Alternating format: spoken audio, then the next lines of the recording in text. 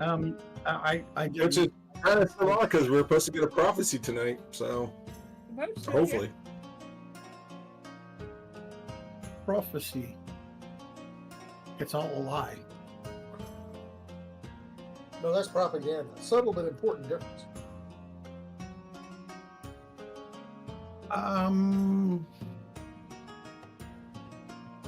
Deception is deception, I guess.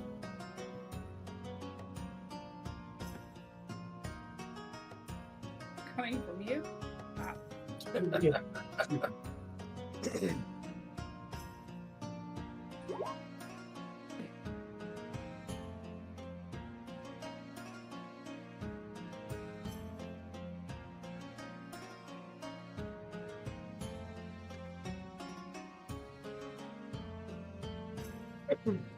Are we starting? Yeah, I can see the little head pop he does when he's listening. Because we usually don't just start like this. We usually get caught with Ed's panties down. Yeah. We're behaving for the moment. Or it's been one of those weeks. You have no idea. I Oh, even took a nap to get ready for tonight. All right, everybody, get your beer. I did too. I took about an hour's nap. I'm still tired. No, if I had a beer, if I had a bourbon, I'd probably make about an hour and a half. oh wow. Okay, so we're live. Welcome everyone back to the Mystic Syndicate. I am your Dungeon Master, Brian. And again, we are here with our intrepid band of adventurers from the Drunkards and Dragons gaming crew. It's been a couple of weeks. This is episode 42, which I was just kindly reminded because I'd totally forgotten a lot of things over the last 2 weeks. There's been a lot of stuff on my brain, but things have gotten better. So, yay. I celebrated my 57th birthday last week, which was a lot of fun. I'm still getting gifts, which is really hilarious. My son informed me today that, hey, when you come into work tomorrow, there's going to be a gift sitting on your desk. And I'm like, oh, okay. I didn't know. But one of the most interesting things that I received this week was a gift sent by our own Ed Bell. Ed, thank you so much. And so he asked me if I would do an unboxing on the stream, and I'm like, yeah, hell yeah, let's do that. So I already went ahead and cut the tape on it, but I have not opened up the box, so I don't know what's inside of it. I had no idea. It's not ticking or anything, is it? No. It's not oozing or ticking. I was thinking if it was going to blow up, it would have blown up because I got it on a Sunday afternoon. Most likely it would have probably Monday morning. Yeah, a what? Prophylactics? Yeah, it's a box full of rubbers. Yeah, no, I don't think so. So let's open this up. Remember, this is a age 18 plus. That's yes. It's age appropriate. Look at us. It's small. If you haven't figured it out just by the screen, you might question your own choices. Yeah, it's definitely too small to probably be a dildo, but it's probably way too big to be a butt plug. So there you go. You fold the dildo. You could fold it. I'm sorry, Melinda. I'm sorry. I can see she's just like, no. Why? Why did you say that, Brian? Memories from my youth.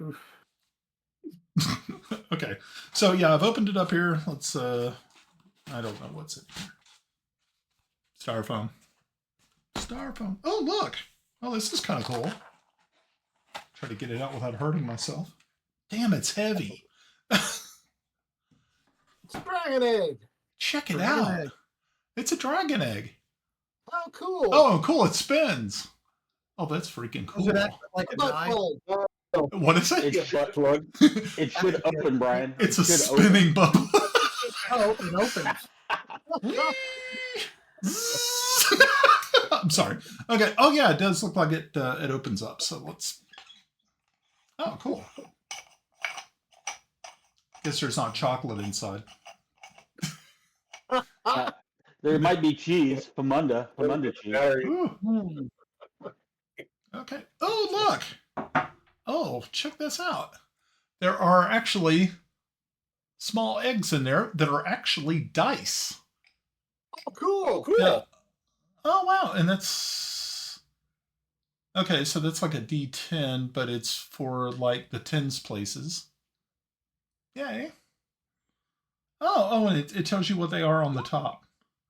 Oh, that's pretty cool. Hey, Ed, thank you very much. This is really neat.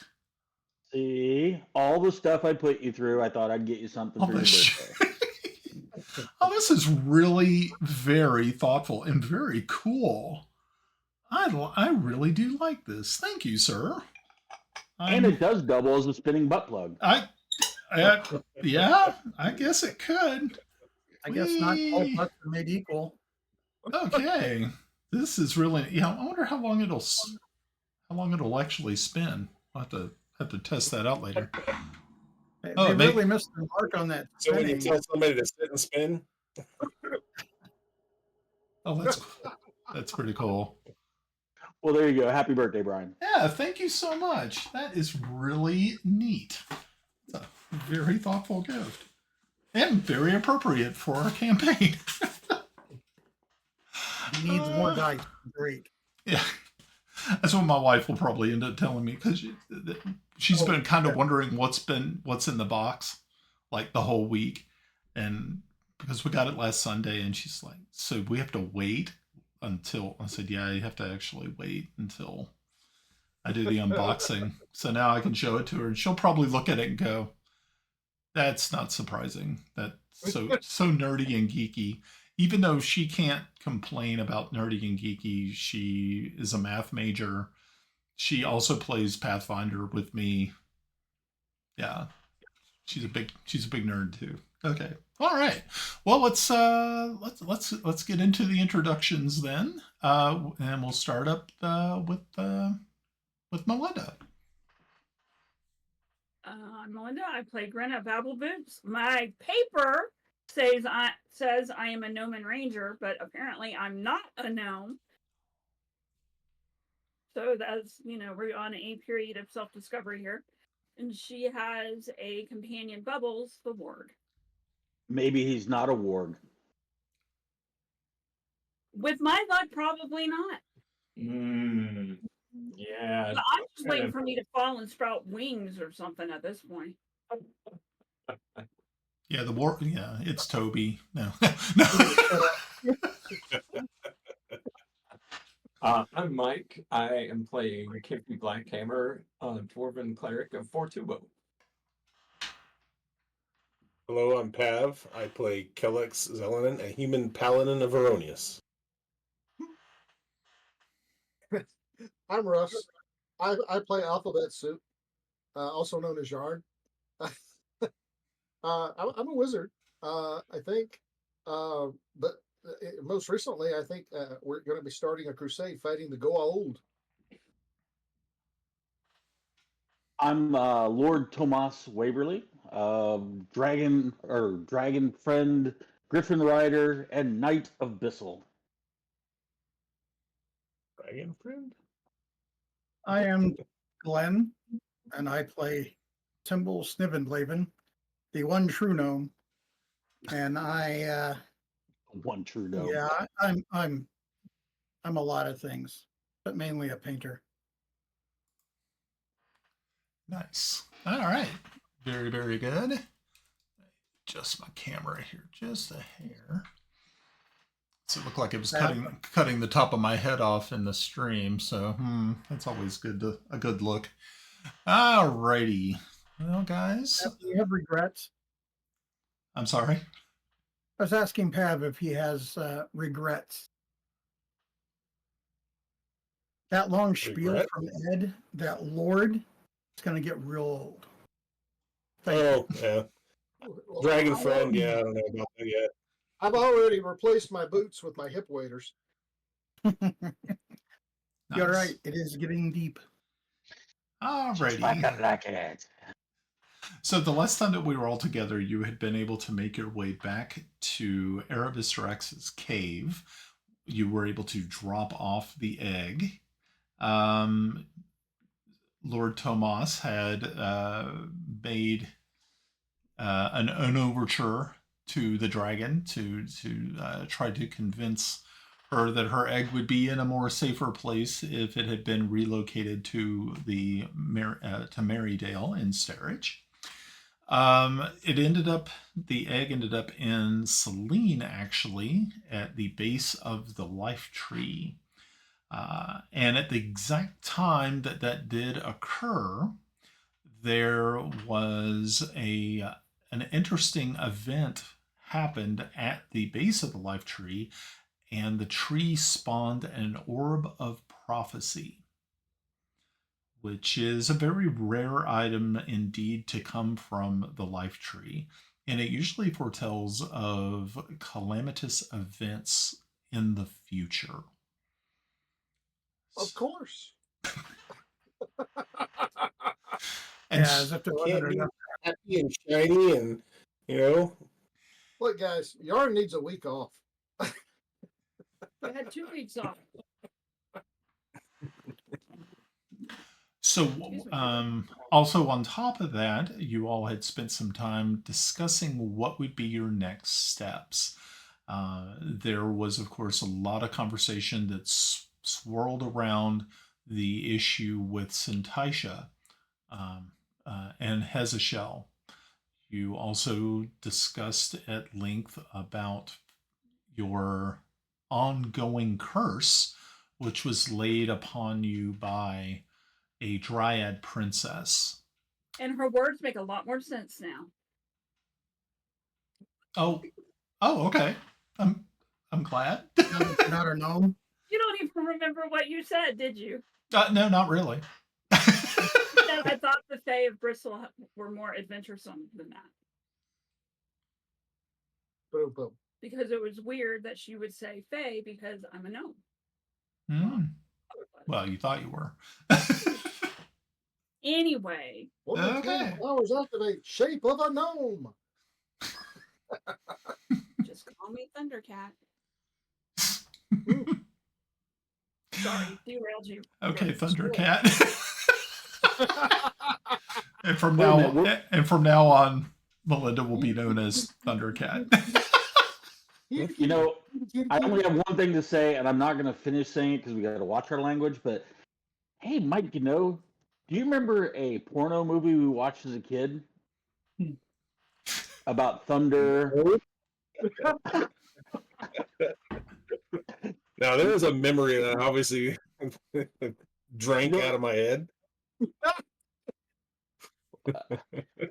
Remember, No, I there was a line in there. If it wasn't meant to be eaten, it wouldn't look like a taco. And there was a chick in there called Thunder Pussy.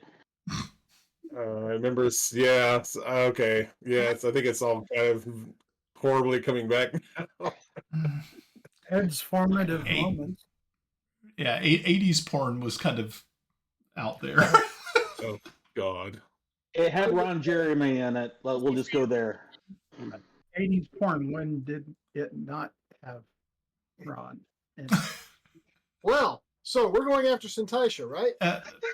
I guess But that Ryan we have I to don't find think out. we ever made an actual decision on what we're doing next. right, yeah. So I think we should wait until we see the Orb of Prophecy come out. which is 8 hours from when it was, or what did Was she it 8 hours? I thought it was just a few hours. I think she said about 8 hours before it's clear Right. because it was swirling. Okay. The weird Swirling. things I remember. Yeah, I mean, and you should have been the one to have done the recap. There's no given on how my brain is going to return information. Sometimes it just doesn't give back anything. Okay. Understandable. I get it. Alrighty. So, I don't think you guys had actually made a decision on where you were heading. So we can pick it up from there. And I'm just gonna sit back here and be nice and quiet and see what you guys come up with. So we're going to wait. 3 hours later. we're gonna wait till the orb clears up and gives us a weather forecast, right? I believe that Well, was yeah. our intent. Yeah, Yeah. that The spinning butt plug.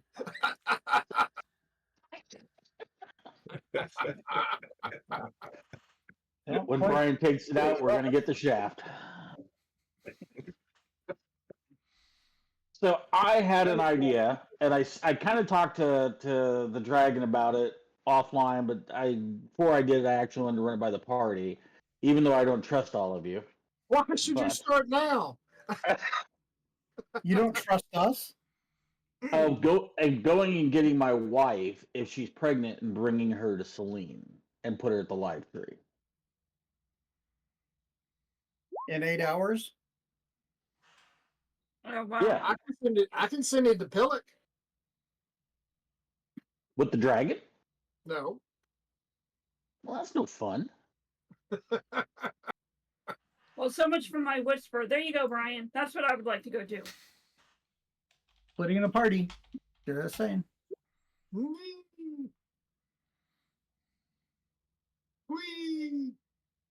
So, I guess from Kellick's standpoint, because Celene is an ally, and the fact that this is Melda's sister, and I think he would probably want to go and not leave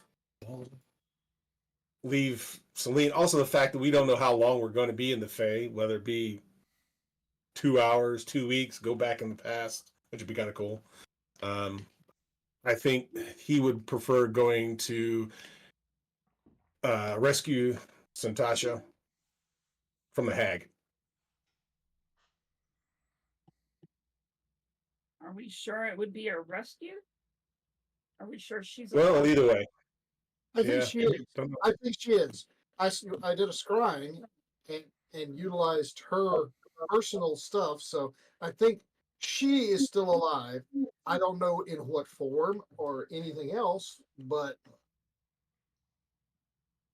Her husk lives. well, yeah. And it's really the whole tower in the desert with the circular sandstorm around it is just kind of really interesting. And yes, I went back and listened to the recording a couple of times just to make sure I would remember it. Sandstorm. Yeah, and you know, All right. that's going to be one of those singular things that there should be information in Greyhawk to find out about. It would be on the way, but I mean, so Yarn, no. you're saying no, go. It is really on the way. Our transport Oh, our transport issues are over.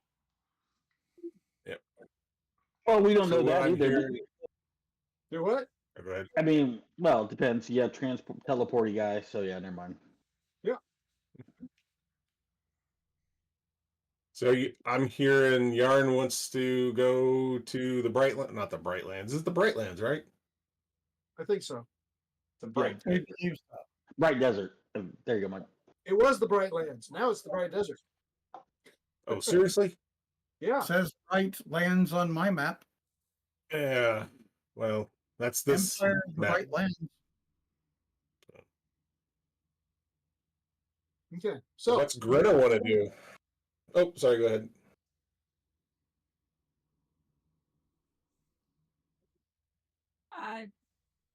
First, she wants to go to the library. After that, we'll discuss it.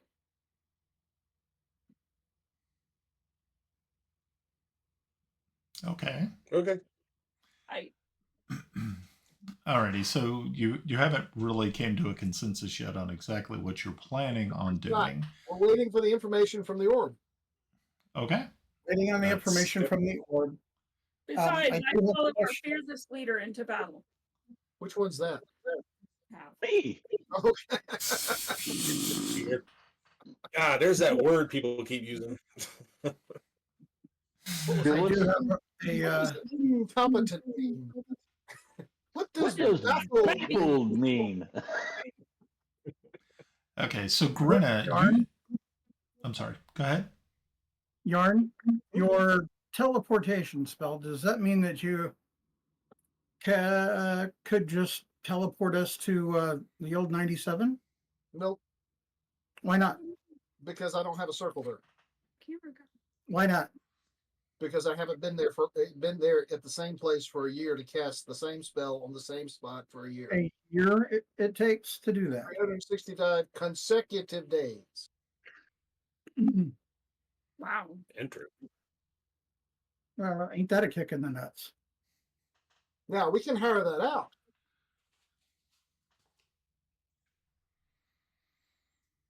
I don't have to be the one that creates it. It just has to be created. I thought we set something up there for you, but all right. Well, I was trying to help Mr. Fancy Pants get to his wife, but My wife's in the yeomanry, remember? you're right. and- But you see, old 97 is a bit more than halfway there, so that cuts things off quite a bit. Yeah, would expedite. And my logic is Toby's and personally, my logic is Toby's following us and has been spotted. What if he's going after her? So, especially if she was pregnant. And I was trying to think to bring her to the most safest place I can think of. If the world is going to end, it's going to end here at this life tree. Yeah. Right. I have no qualms. We had the argument about safety, and that's why the egg is here. I got that. How Now, long would it Yarn? take the Griffins to fly us there to the yeomanry? Yarn. Do How long- you have been to Istavin? You have gone through there. Now, is there anything you can do? There's no way for you to like. Think of it as a Stargate. I don't want to. That's I actually want it the to be nice and easy to cheat and get down there quickly. okay. Don't give me rational thought. Okay. Okay. The only coordinates I have are Pellic and my office in Greyhawk. All right. So anywhere So on what if we? anywhere on Earth, You can I port can us to take us Greyhawk. to those points. You can port us to So Grey. what if we ask the Queen to send a dispatch of maybe a few griffins, if whoever they have any, to go to the Yeomanry? Because if you look at the map, Celene and the Yeomanry is about the same. Is probably shorter than when we went to Ket, and it took 4 hours? Well, So my logic there, Go- Bob, is great. Actually, my thought was we just show up and we take her and bring her, because that way, if anybody knows, they don't know where we went or anything like that. If we send somebody else, then that creates a situation where if there are any spies anywhere, how long would it take us to fly there? well, that was the question. Is Aravistarax willing? No, just to use the Actually, Erebisterax is willing. I We would made a say that deal if we Aravistarax wanted to. would be the more neutral option, because riding griffins, those are probably fairly well known to be of elvish sort. We would have to change the livery on them and do all sorts of crazy things to even pretend that they're not the air riders of Celene, whatever they're. Yeah, that's a good point. The dragon probably won't take as long. And I would hope. But now. okay, If we can talk to Moss Isley, if we can talk to Moss Isley and convince him to give me the coordinates for here, that would be choice. well, it would also help Pav out a lot. Yep. He gets more smoochies that way. So I'm going to let Pav see if he can get the coordinates out of the Queen. Well, he could ask. He can give her that question thing would be- dragon I egg. mean, it wouldn't be not so much the Queen, but it would be Moore's Ivy, right? Well, you could go through your love interest, give her the shocker, and then the next morning we talk to the Queen. I'm glad we cleaned it up. Oh shit! Right now, there would be kids going, "Shocker! What does this mean?" Google. Talking about these old fuckers are nasty. Oh boy. Yeah, we may have to up our rating. Now, Just put No, we're X. good. Just put an X out to the side of it. Don't. Yeah, just don't come here if you're So the issues we have here with this particular, and I think this is a particular side quest that we could probably take care of in a day or two, right? Well, that's a question. I think Brian, that- when I was talking to the dragon, did she have any idea approximately how long it would take to get there? Maybe. yeah. I was under the impression that probably we could do it in a night. Yes. Oh yeah, that wouldn't be hard. Probably about a 6-hour flight wouldn't be too out of the question. Of course, it's a lot faster by Dragon, but being that you would be probably you'd be doing it at night, correctly? Correct. Okay. So, and also not having any way of being able to contact the people in Singleton that there is going to be a dragon approaching their city might also end in some sort of disaster. How much can this dragon carry? As much as it freaking wants to. Yeah, it could carry. Well, let's see. There's really none of you that are really super heavy. Well, hold on. I'll take that back. And not saying anything. No disrespect, Kiffy, but you are kind of a beefy boy. So. Well, Yeah. I was thinking a carriage type thing that she could grasp and take us down. It is wintry. It's getting cooler. It would have to be constructed, which would take time. Yeah. But we could Uh, also land outside of the outside. I could get us in, and she could transform into her human form to get us through. Okay, you could do that. That doesn't sound too bad at all. Yeah. Getting there in the dark of night. I was just hoping to get, well, we may have to. We'll get there. Okay, so you're kind of looking at right now, it's right around noontime is when the Orb of Prophecy was Due dropped. to So if it takes let's say another 6 hours for it to clear, I believe that was the number that we had agreed upon. So that means you would be able to leave right after probably 6 o'clock in the evening. We could leave now and be back. no, we couldn't. Why not? Getting all of our shit together, getting down there. The hope for the best wins. Hope for there not to be any problems. Hope is not in our favor. Thank you, Dryad.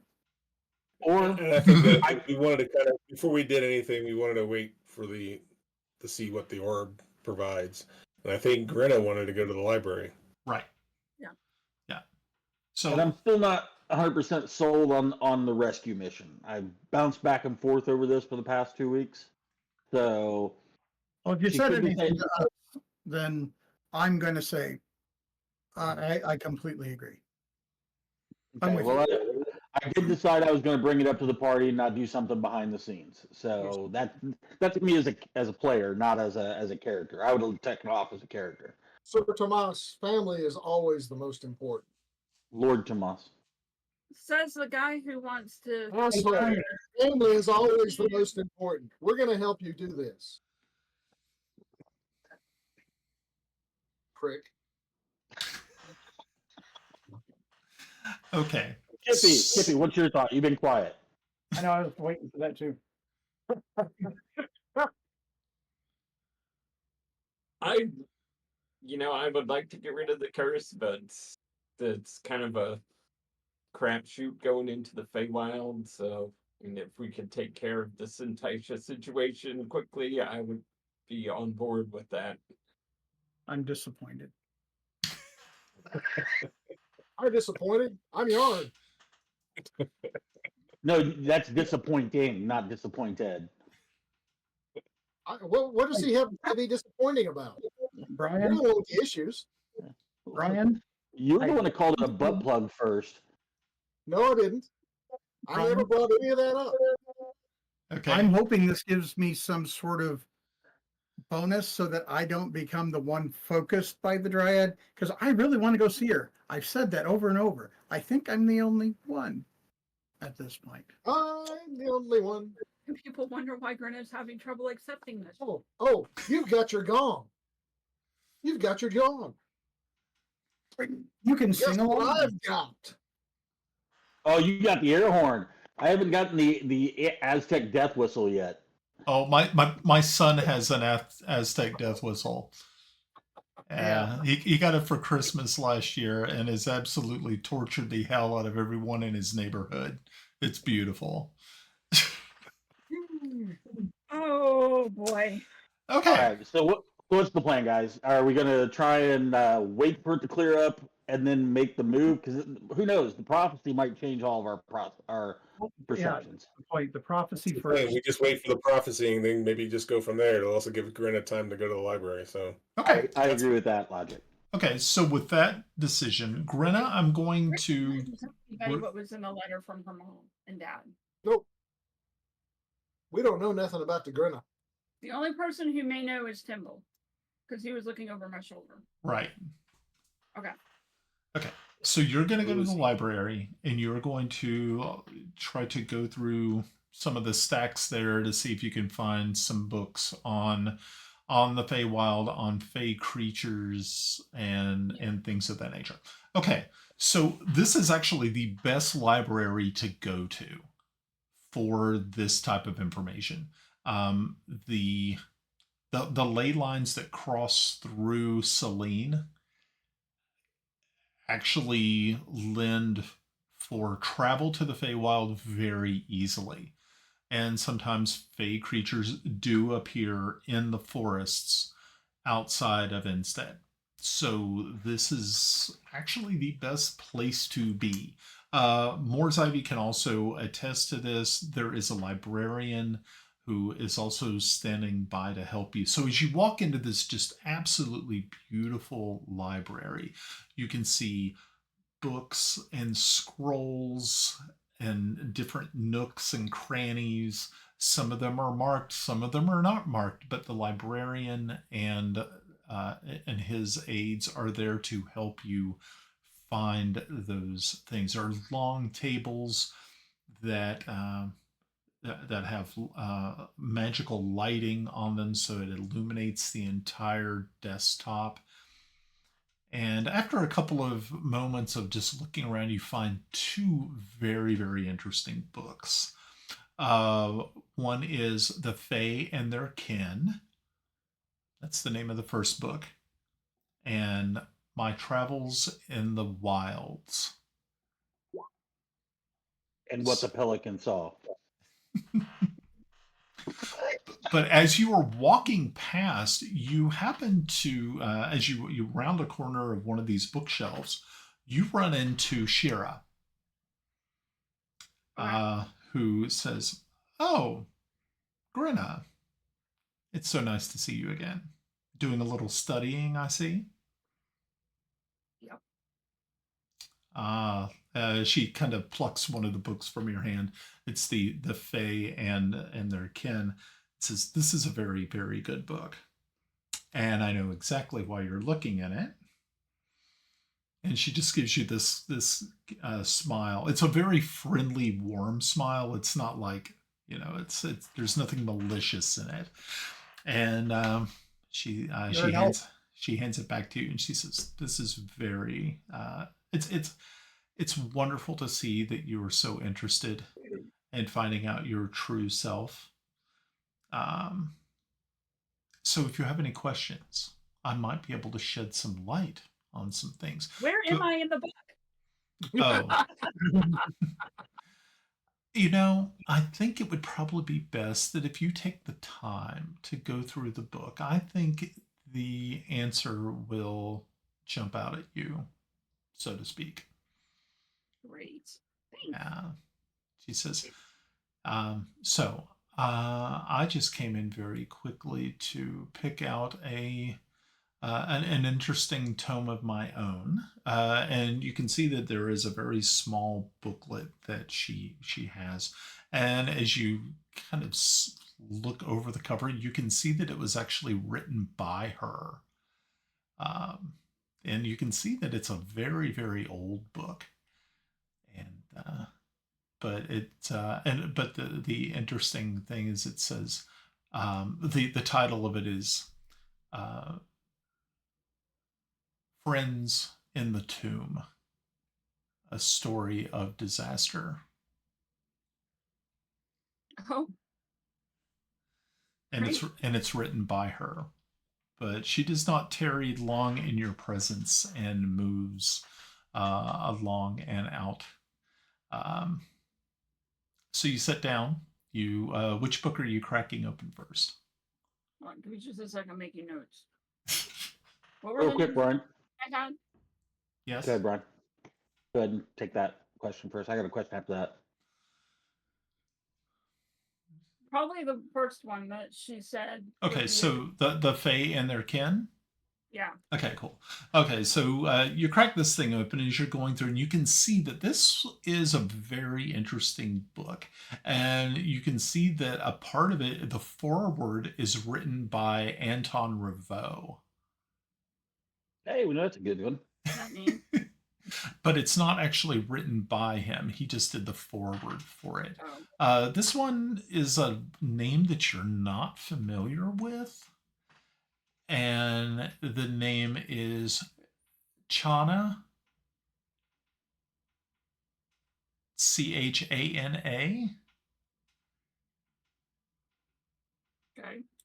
And that's just the word that's it. It's just by Chana. So you're kind of thinking, okay, strange. And as you're sitting there paging through, a lot of these have pictures that were hand drawn, and the person who did it was a very accomplished artist.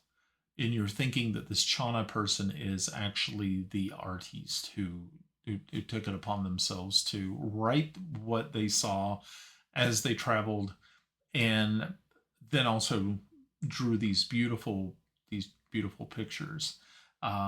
And some of them, as you're looking at them, you realize, oh, okay, oh, here's some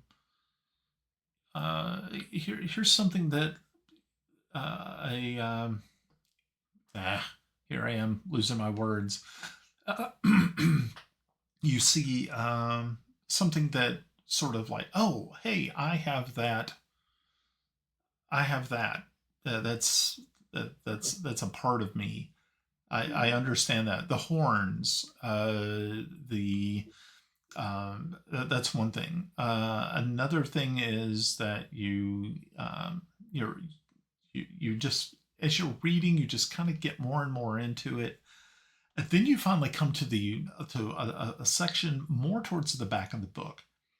And this one really kind of jumps out at you, as Shira said it would. Good. Okay. And you, as you're reading, it says that there were certain beings that were plucked from the prime material plane and taken to the Feywild as babies, and there they were changed. I'm sorry. Say that again. While they were in the Feywild, these babies were changed. Oh. And it was only done through the powers wielded by Archfey. So these I'm are sorry. Russell's over here cackling. I can't hear you. okay. So primal material plane were changed. Why? okay. So it's kind of it's very strange. There is no real rhyme or reason. Some people think it was a cruel joke. While others think that the Fae, these Archfey, had some sort of plan. that they were going to use these children that they had changed. But as in with most plans, yeah, the best laid plans of mice and men, it also goes the same with the Fae. And so they lost, it is said that there is a chance that they just lost interest. And so some of those children were returned to the prime material plane and left on doorsteps and left in doorways. Some left unattended in marketplaces. And these children, as they grew up, at first they took on their original forms, but as they got older, things started to change for them. Okay. Things that they were not expecting. And what ends up happening is these creatures end up usually one of two ways, because this has been happening for thousands of years. One, usually, unfortunately, they lose their minds, not understanding what they are. Okay. And then the other ones disappear. Okay. I'm Unfortunately, making notes. yeah, unfortunately, the Brenda's ones making notes. usually the ones that lose their minds or end up put it into sanitariums, or worst case scenario is they cannot understand what is happening to them and they end up taking their own lives. Okay. Yeah.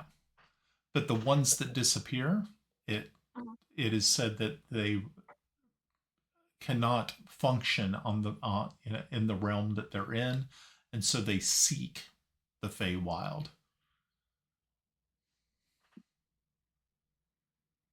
And they never come back. Okay. So you guys like that? It's pretty messed up. So every day she's going to have to make a will save. Well, if this week is any indication, I'm going to lose. Okay, well, that's not depressing at all. Thank you for that, Brian. I'm glad I could help. Is the other book any better?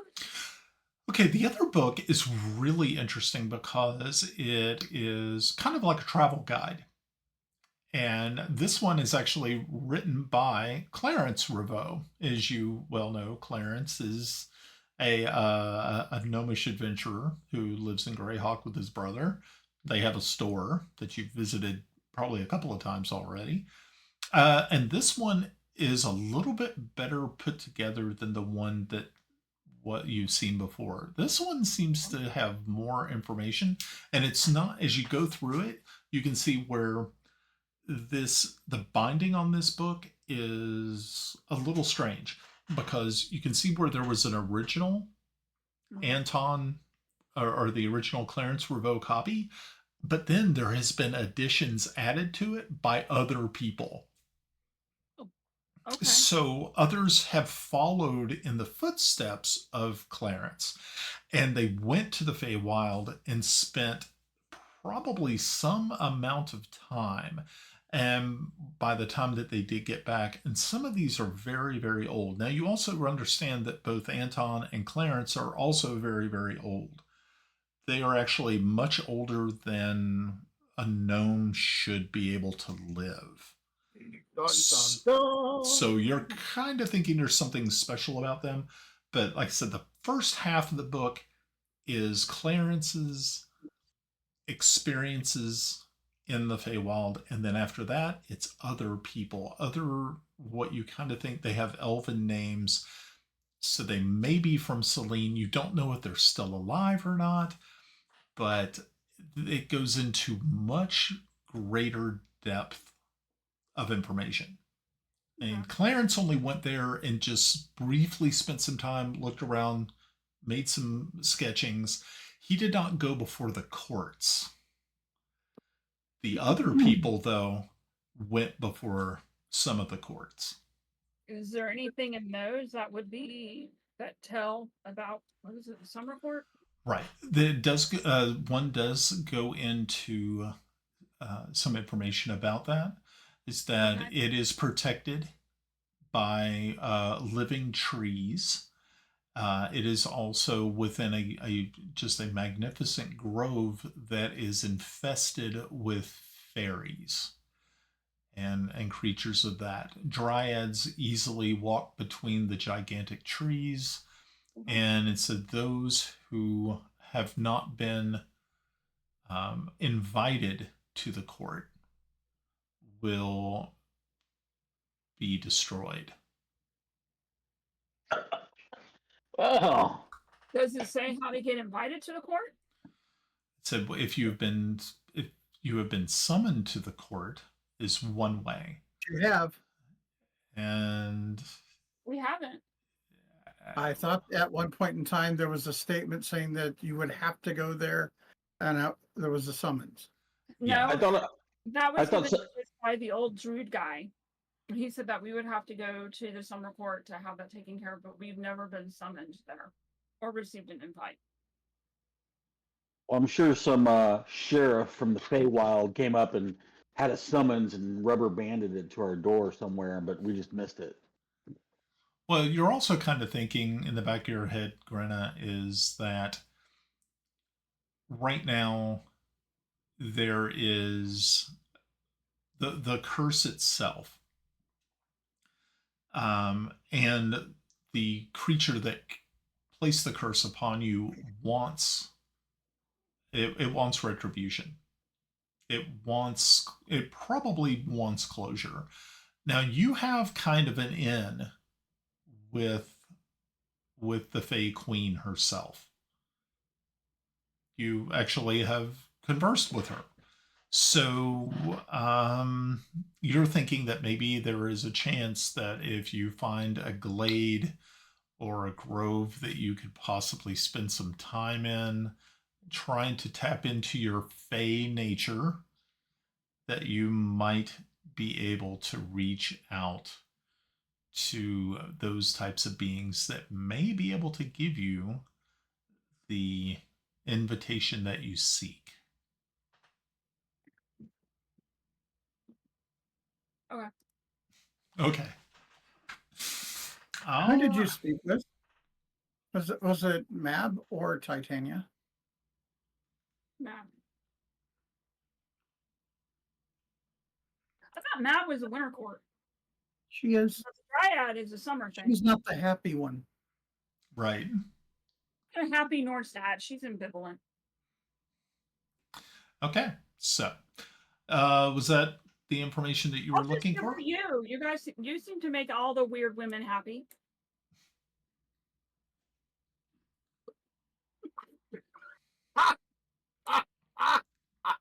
Well, I do what I must do. You know, I've heard guys in the barracks say the same thing. Okay. Then they So, went to see Doc. okay. So while you were in there with your books, spending some time, time passed by pretty quickly for you. You got really wrapped up into what you were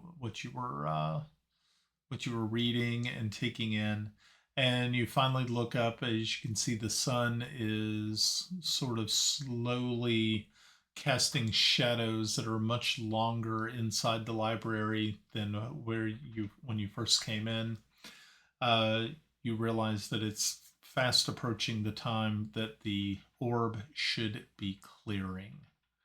Okay. And so the orb has actually been brought to the throne room and is sitting in a special on a special pillar that is in the center of the room. Everyone else has been cleared out. The only people who are there is the queen, Shira, Melda, and you, and Moore's Ivy.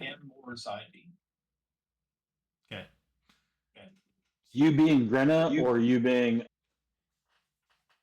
And Grenna is, of course, there as We're well. talking about the orb, so it's all of us. Yes. Yeah. Okay.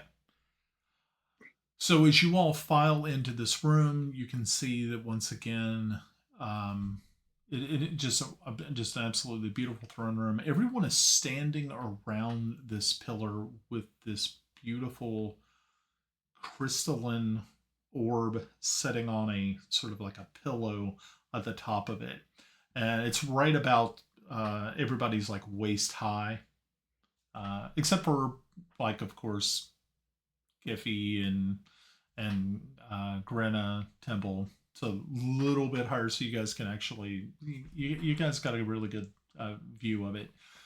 And as the final wisps inside clear, the first thing that you see is just this raging storm within it.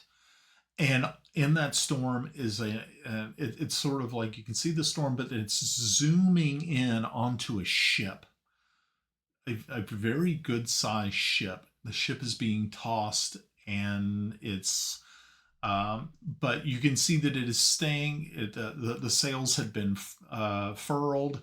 It had been prepared properly for the storm.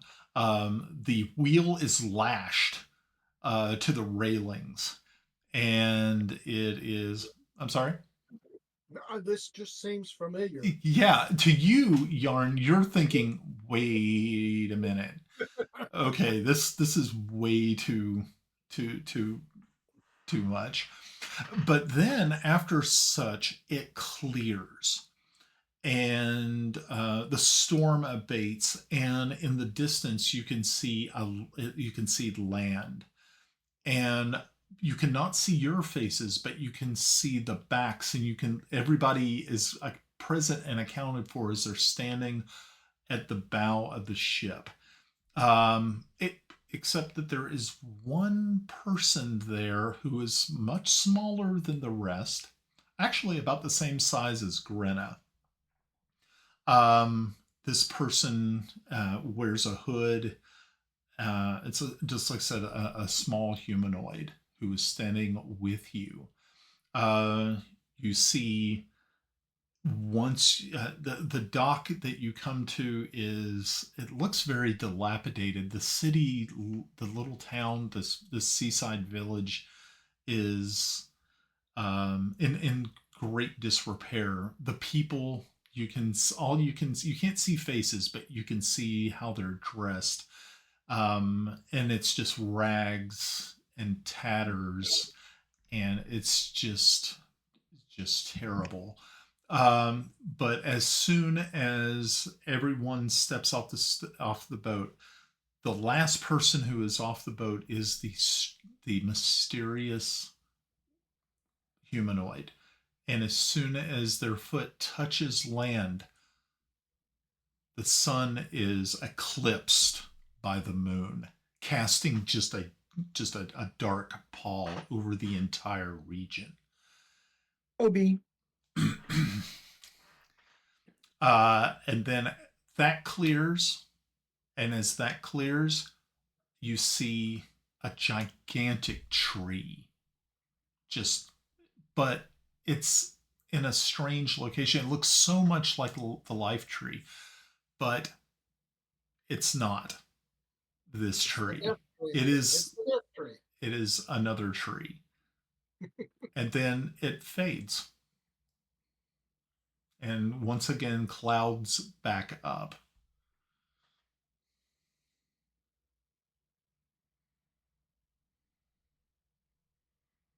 So, pretty interesting. I kind of look at Shira and ask her, was that tree similar to, or is it similar to the life tree? She says, does it mean anything to you? She looks at it and she said, I know exactly which tree that is. And so the tree that we have here is what we call our life tree. Its true name is Delastra. And the tree that I believe that we saw in the Orb of Prophecy is actually its sister, which is Elastra, which is on the opposite side of Oerth itself.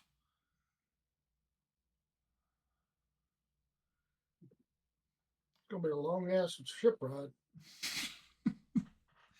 And she says, but the interesting thing about this is who is Toby? the Extra the person. the extra humanoid with you? Who is that? That is the question we must answer. Tobias the bastard.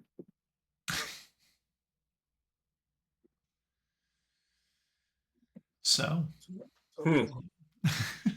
Would be my guess. He's hounded us across the The doctor in the morning. well, Yeah, but parts of obviously, if it was Toby, I mean, that person seemed to be with us, not like following us.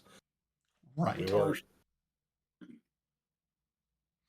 Now Shira elaborates and she says, now mind you, the Orb of Prophecy may give us more information at a later time. But at this point in time, this is what it has given us. But do not be surprised if you, because you have glimpsed upon this orb, that you may be plagued or gifted with dreams. So do not be surprised. And I'm assuming the Orb of Prophecy is giving us visions of the future, not what's currently going on, correct? Right. So These if are Toby's been tailing us, then at some point he's going to be in front of us or going towards that, we think. Well, I guess that's the next question. Did this person seem like it was part of our group, or was it this figure always behind our group? no. It was a person who stood amongst your group, who was, it looked to We be have- a part of it. It was not just some mysterious figure. It was someone that you know. and we are all in this, all accounted for. All accounted for. Was he a little taller than me? That shadowed character? Let's see. Like I said, it's right about a little bit taller than Grenna.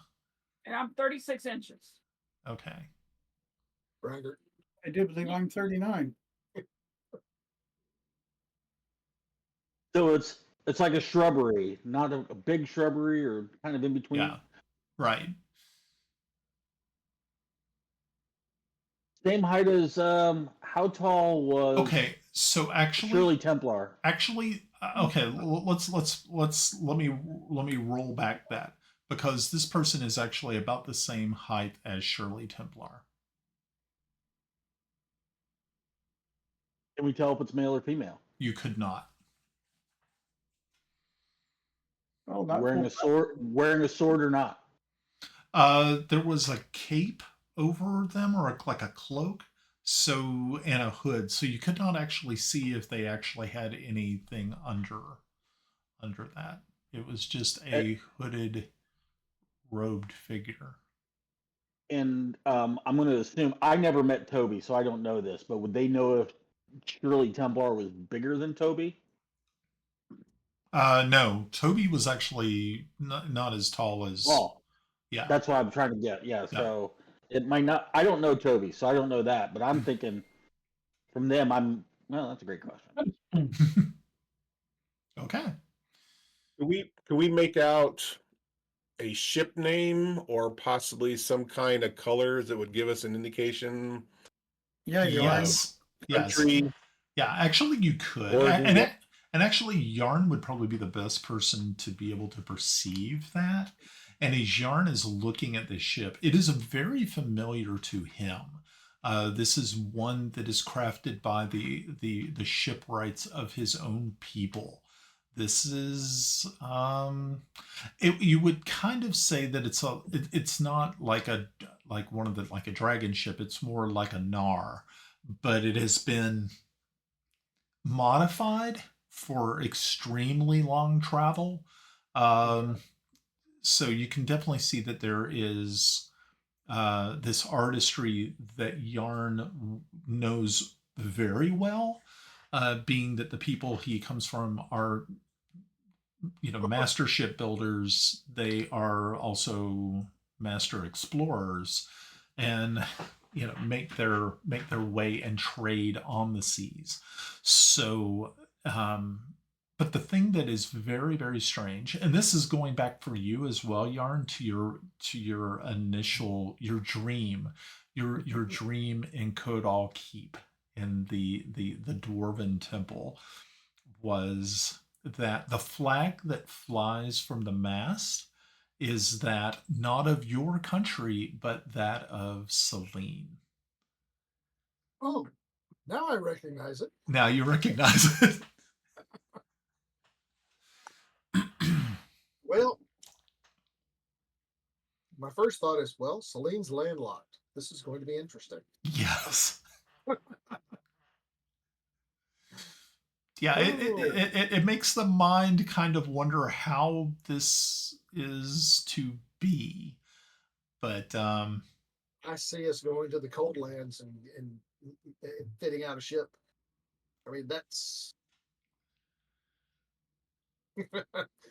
y'all are gonna love the cold lands. Let me tell you. Everybody has a name my size. Anything about the ship? Is it period correct, or is it maybe got some acroma that might look like maybe we're seeing something maybe 10 or 15 years in the future? no, it looks as though it is definitely of current make.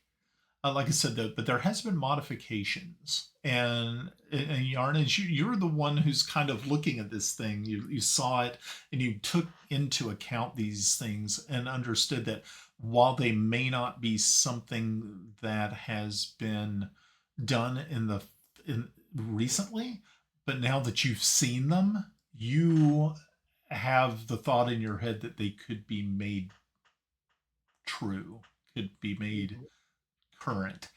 So you don't really have a time scale on is it far in the future, but you can see that the make of the ship is very current. And also, in other words, the hull and the rigging and the stuff like that are all the same. It's just the accommodations and the storage areas. right. Yes. Okay. Cool. Reasonable. Yeah. Yeah, no, I got one more question because I may have forgotten about the other tree. Does Shira know where the tree is located? it that's the thing. That's the thing. Oh, we have an echo. How about? Yeah, no, yeah, there's a little echo. So what you know is, or what she knows is, that it is, if you took a map and you looked at the other side of the world, that is where the myth and the legend is. That's where it crosses. It's like this tree is supposed to be there. Now, mind you, these trees were placed here by the Fae. This is a Fae creation, so that's also something else you may not have known. But she does not know the exact location of where Elastra actually stands. Okay. We could probably cut it down to about 100 square miles. Oh my Just 100. Well, It's a big tree. It'd be easy to spot. what's 100 the- square miles? 10 by 10? But a lot, it's 10 by 10. Yes, but it's less than it sounds. Okay, so Tomas, I saw that you rolled a 17 for wisdom, but I don't understand. What's the context? Well, I was going into I'm still trying to figure out with this ship, is it, and that's where I was going with, can I tell if it's modified? And you went ahead and answered before I can say anything further. I was going to tell you my role was. So Okay. I was like trying to throw something out there. I normally don't bring it up unless I have a success or a critical failure. So it wasn't a critical failure, moderate success. So that's where I was going with it. Okay, that's fine. Yeah, but this, just observations that you were able to take from what you saw, and that's fine. Not really needing to roll anything for those. So any other questions about the orb or anything else? No, but I have a question about the flag. Yes. We're still Bissel. Yes.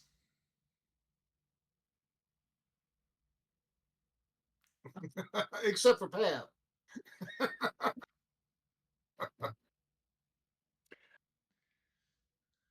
That could be interesting. I mean, we could think about it. They're the since we are going to the tree. That's just, the sister to their tree. Maybe they seriously helped fund it. I don't know. Well, if it's Shirley Templar and she gets brought back, she could be coming and representing Celene.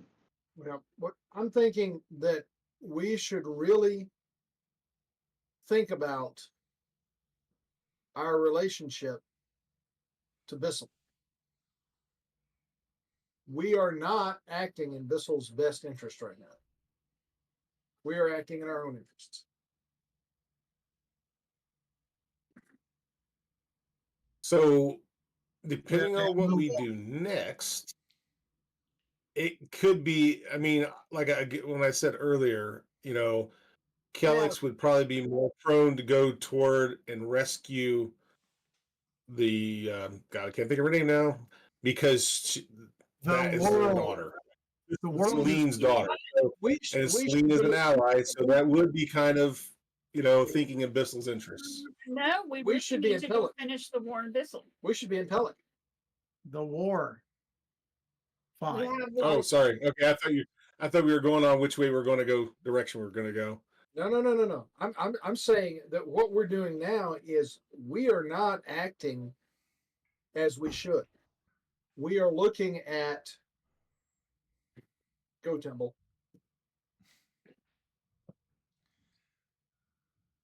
Okay. Let me get this straight. I have to save Bissell. I have to save the princess. I have to apparently diddle some elf queen.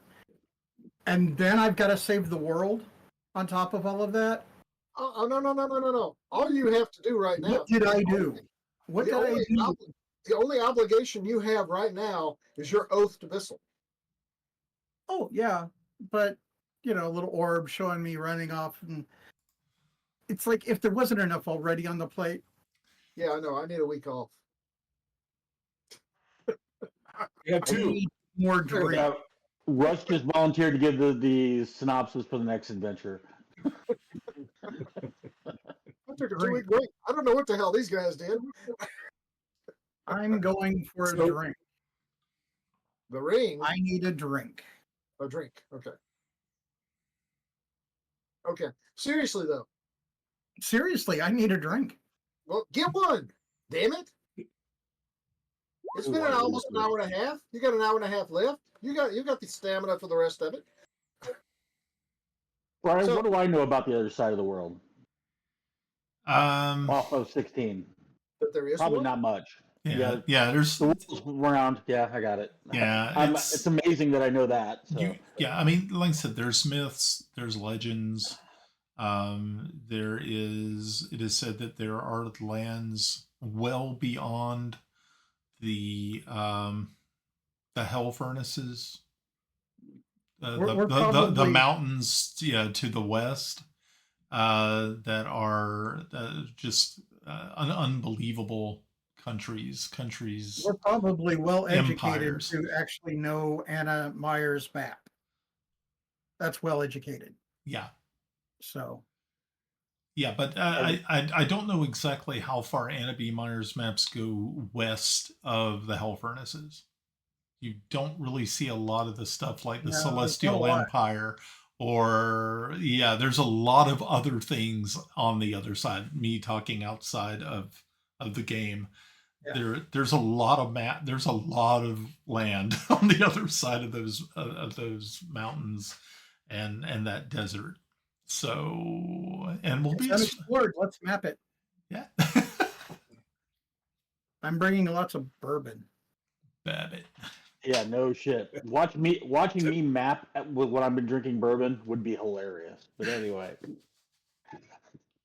Okay. Brian, did you see my note? Uh, oh, actually, that's a very, very good question, Grenna. And the things that they particularly like to see as gifts are mostly well-crafted gems, but high dollar type. Like you're looking at the types of diamonds that you would be able to resurrect someone with. You know, the real expensive, yeah, the 1,000 gold piece jokers that. The ones we need to fly, not buy. But they also, Dragon Board. but they also will accept children, human Oh, children, great. and Give me 2 months, I'll make it. elven children, and things of that nature. I was saying, Tomas has got a kid coming. Tomas's firstborn is given to the Fae. Oh, damn. this is also not lost on me. But anyway, not saying I do it, but I realize that that's out there too. I'm also thinking that the individual on the boat could either be Arya Stark, my kid, or Shirley Templar. Don't know. What's west of Westeros, right? Easteros. They got bunnies, the big party turf. Okay. Great. Yeah, my take on this, guys, is this is further down the road. Let's kick this can down the road. We've had prophecies before. I think we just either need to go pick up my wife or head into the Fae and get this over with. Those are my 2 votes. Clock's ticking. Or take care of the war. Well, the war. Yeah. See, I think I think Yarn does have a point. I think he has a point because we've done The whole point of we've secured the alliance of the dragon. Though once the dragon's involved, I'm hoping that's just going to end things a lot quicker. There's that black dragon that worries me a little bit. That's Viscerac's problem. I think that was a random encounter. I hope that was a random encounter. It was Black a dryad coming to say hello. I don't think I've seen Brian use a random encounter yet. So We know about. I think by Let's see what he's rolling. 2, no, it's not a random encounter. no, it's not a random encounter. Actually, back to the black dragon. Thinking about which direction was it going in, Brian? When we Northwest. saw it? Northeast, sorry. Yeah, it was going east. East or northeast? I thought it was a north something. Southeast. Yeah, it was going away from us on an angle. Yeah, well, okay, so you guys were heading due east. It was heading more of a easternly trek. All right, pull up the map. What the fuck's over that way? So kind of going in Freondy direction? Maybe a little bit higher. Heartlands?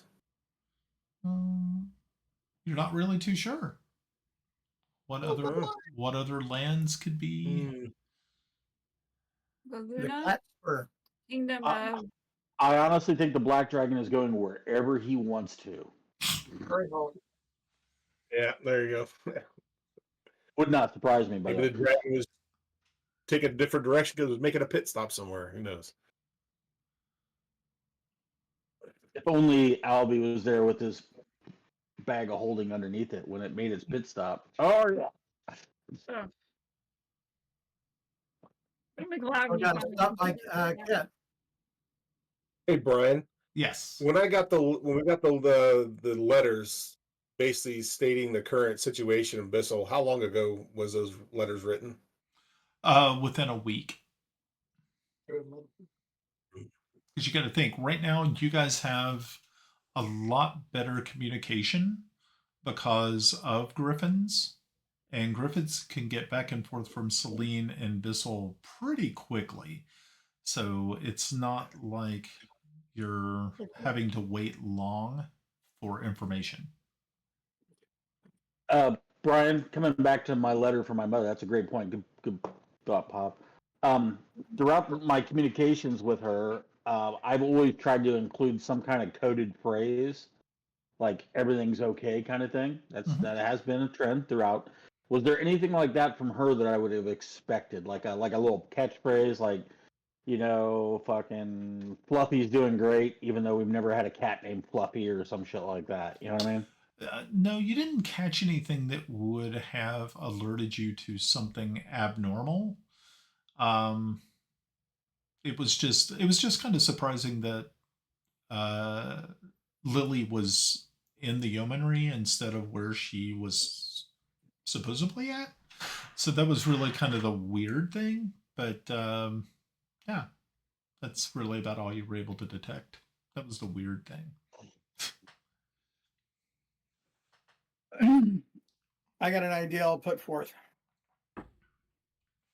We should see about our dragon friend, cut across to Bissell and drop in and see the front for ourselves. I can get us to Pelic. The Valaceret Keep there in Swordfields. We should probably stop there. See if we can get a first-hand idea of what and how things are going on. From there, if our hands are needed immediately, then we take off and do that. If not, we go to the yeomanry for a night raid and return to Celene with Tommy's wife. Question: And did Kellic did you make the request through the Queen Request? for coordinates? Oh no, we haven't really gotten around to that yet. Okay, that's something that's kind of important. we can do that now. I mean, no reason Yeah, not we to can do it ask while we're right sitting now. there. Moss Ivy and just simply ask. It said, obviously a Celene ship. We're tied. We need to be able to get back here at a moment's notice. Ooh, Could good could take Yarn, on that. yeah, could Yarn possibly have access to the circle to return us? Yep.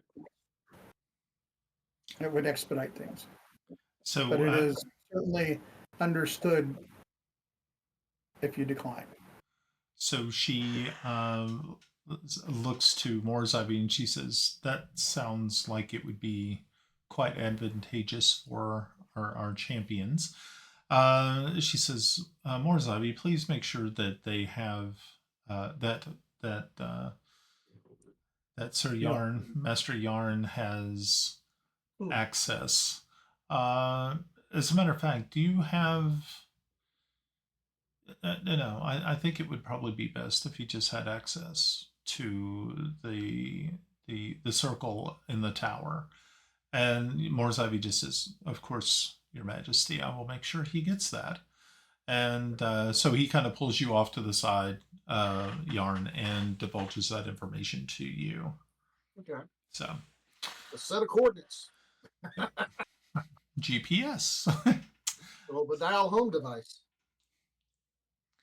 So Keep your phone home. okay. And then he teaches you the spell that wipes it from your memory should you be caught. They're going to torture you for it. Axe to the head, right? Axe to the neck. That's the spell immolation. Well, that's Yikes. when he gets captured, and I chop off his neck, and they say, "Hey, there's no PvP," and I'm saying I'm protecting Celene. Nice. I'll meet you Nice. in the middle. I love And I it. got to tell you, that would be a hell of a shot. That would be. So I'm assuming we're relaying our plans to the Queen and Moore's Ivy because we need the coordinates to the circle. Hey, Go Pa. ahead, Ed. All plans except the rescue mission of Lily. I want to keep that on the down low until we show up with her. That way, nobody knows we went anywhere and did anything. Really, it's literally the party members. And unless Grenna's secretly Toby, which would be funny as hell. Don't give Brian any ideas for the next time he plays this game. Brian, did we bring Aravistarax in on this? You all didn't mention her, so I think before we make any decisions for her, we should talk to her first. okay. I think that would be the smartest thing, and then we can talk to Moore's Ivy, the Queen, and always have the Queen's mother here. I can't think of her name. So I just want to quit. Aristovax is she going with us? Yes. She's Is that what I fine. mean? Is kind of the thought I had. Is that Okay. we go Well, and if do we're, that. going to, if we're kind of okay. Go on. Sorry. And again, that's the plan I put forth. I certainly can't dictate to you all what we're doing, but since we were reminded of our duties, so many things on our plate, it was easy to get distracted. First, we handle Bissel, shed that responsibility, then focus on next. Whatever next may be. I'm sure something else will slide in. I'm sure. It always does. We'll come back and there's like 3 more orbs for us to wait at, 6 hours on each? Okay. It starts birthing them every time we leave. Starting to sound like Every Tim time Holmes. we move to a Ding, different place, ding, there's ding, ding, ding. Hey, that sounds familiar. So are we all in agreement? different. If we get Aristovax's blessing, we'll head to Pellic, and then up to the front lines. Check to see, make sure everything's okay there. Then head to Steerich to pick up Lily. Yeoman. Sorry, the Yeomanry. Are we going to? Then is that where Yarn's going to do his magic circle thing? What am I doing? Magic circle thing. Or is that going to be in Steerich? What am I doing? Magic circle thing.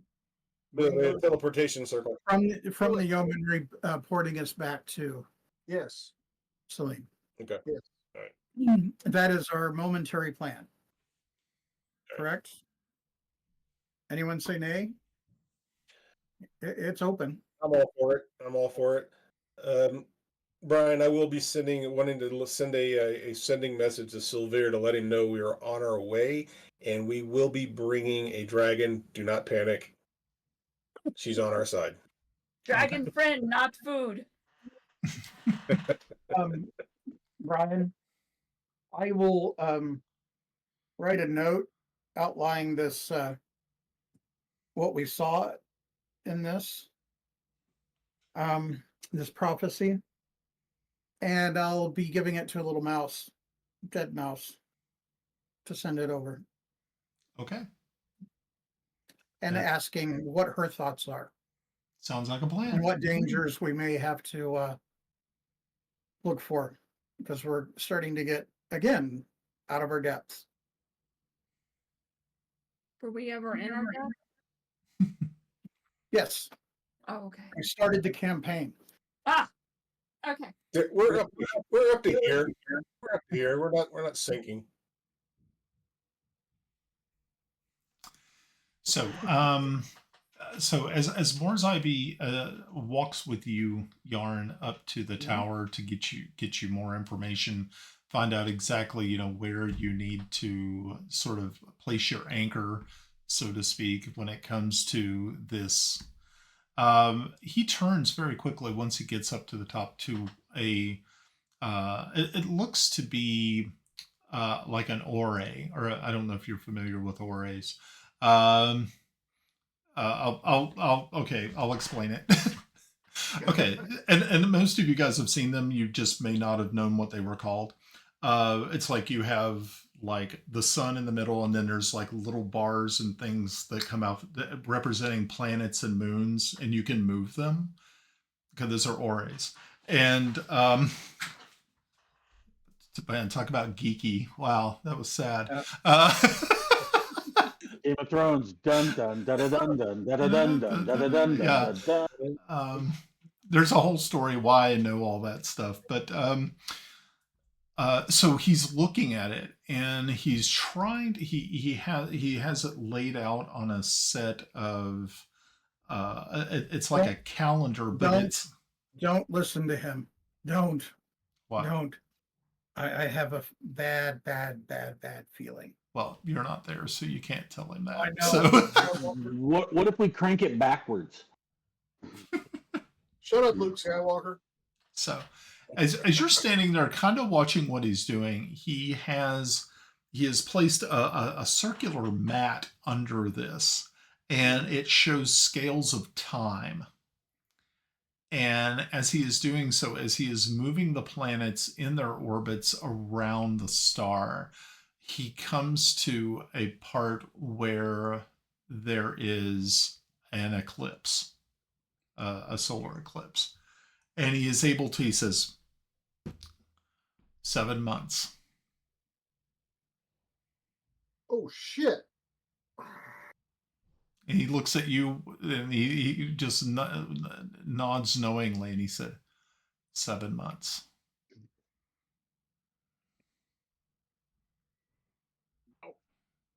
And then he goes back to telling you, getting you squared away with the teleportation circle. Right. I have to look at it and memorize it. Yep. Okay. All right. So you do. 7 months. 7 months. That's like 5 years in gameplay. They can draw a picture to memorize it.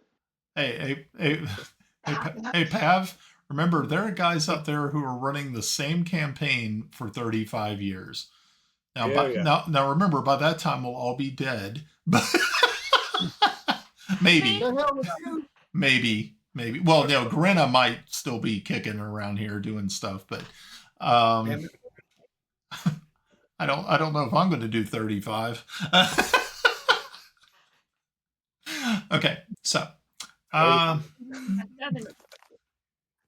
don't know. We all might be doing this. We might be doing it from like an old folks' home or something.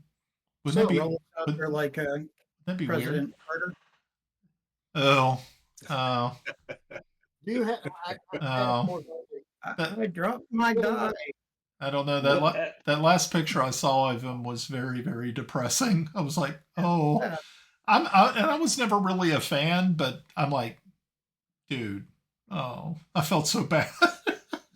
Well, Russ dared me, and I never really did get in trouble for putting the picture of him out there as a lich. Trying to determine who did it better, the Lich from first edition or Jimmy Carter. So anyway.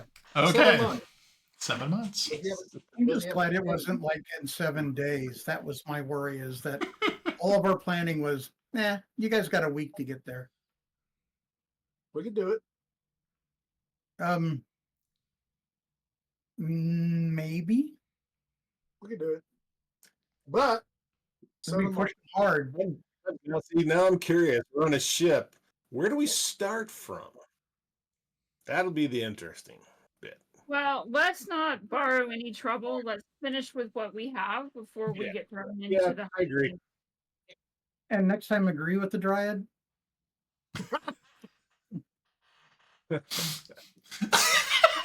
Oh. Hey, so out of character, there's a point. If we can enter the Fae, where can we exit from the Fae? Where does it take us? I don't know. The Great Sphincter. That's not a bad idea. That's However, always a possibility. always been seen on the ship. Okay. More lively. I keep wanting to call him Moss Isley for some reason. Morris Ivy. Morris Ivy. Okay. Yeah. Anyway, 7 months. What does that translate to in days? I mean, what is there a date? Yeah, Maybe use a calendar. he can try to pinpoint an actual date, but it may take him some time. Okay. Yeah. I'm talking, within a week. We're Yeah. good. Yeah. Okay. Cool. Shit. All right. I get the stuff. I mean, we head back downstairs and I grab everybody and I say, okay, guys, we have a time frame. Another one. 7 months. There's an eclipse in 7 months. You know what that means? We're fucked. No, We we're can't do the Fae Can't because do we the have thing. no idea of what time will be. Nope. And Brian's just probably going, you guys need to split the group. You guys need to split the group. He wants to No. play I think we can just send one person to be our. sacrificial goat. No. Think diplomacy. We must send one envoy, one lone envoy, and her pup. Sir Tomas. What could go wrong?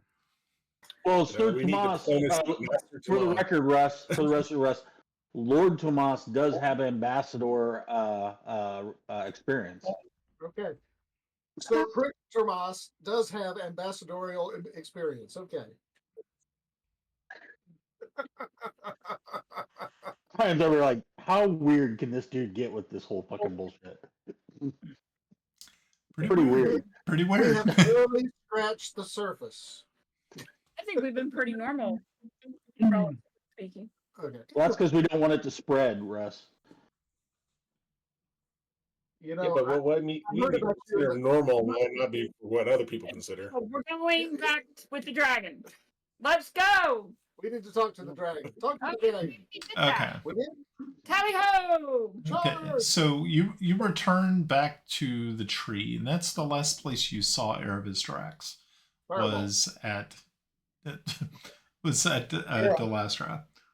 So and Shira accompanies you, and as she's walking along next to you as you're heading to the small boat that is used to get across to the island where the life tree stands. She just looks down at you, Grinna, and she says, "So, did you find what you were looking for?" I'm so screwed. I'm sorry to hear that. That doesn't sound like you sound. I detect a hint of defeat in your voice. Why? Some look at it as a blessing. Think about this. There are so many other poor souls out there who do not know what they have become, or what is happening to them. You, though, Still not really sure about much. All I know is I gotta finish what I started. I think your answers will come to you once you finally visit the wild. Once you're in the Feywild, I think you will see there is much more to you than meets the eye. You will pupate and turn into another being. So you land on the shore and walk over to Erebus Drax, who is standing there, still in her human form, and she looks to you, Kelix, and she says, "So, I think it is time that we sit down and talk about what you want me to do. Where do you want me to strike first, and how badly do you want me to destroy what I am striking?" Well, that's why we have come to speak with you. Go on, Yarn. If I may make a suggestion, we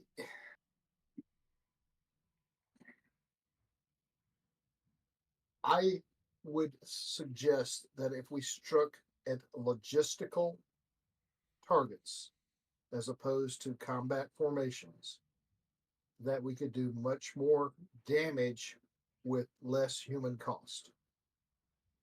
I'm not disagreeing with you there. I was thinking more command and control. I really don't care if the command and control can command and control. If they can't eat, they ain't fighting. I was Yeah, but thinking they- of leaving them all in soot. I understand All of that, but the average cat person isn't bad, and I really can't see condemning them to death because they followed the wrong person. I want to get a point of clarification. The people from Ket are bad, right? Right. Considered the Ket are enemies of pretty much everybody right now. So the people of Ket therefore would be called bad or be And perceived as bad. the military of Ket certainly had no problems um, with killing us. So I, And I Yarn, can't really I argue that completely agree. They invaded his people's land. So I think hitting the front line, or at least maybe behind the front lines, I think just slaying the Duke. I'm Pretty trying much. to give I'm trying to give Araviscerax out so that she doesn't have to hurt me. They stole her I don't egg. I think bet she wants to. I think she wants to. Yes, to the depths of her conscience, she Yeah. may have fun doing what she will. I personally think she wears this harness when she's in dragon form that transforms into a dominatrix uniform because she's secretly a dragon dominatrix. And she enjoys unleashing pain. You are And so fucked up someone's in the head. No, So Brian, this is when you bring out your spinny hot plug.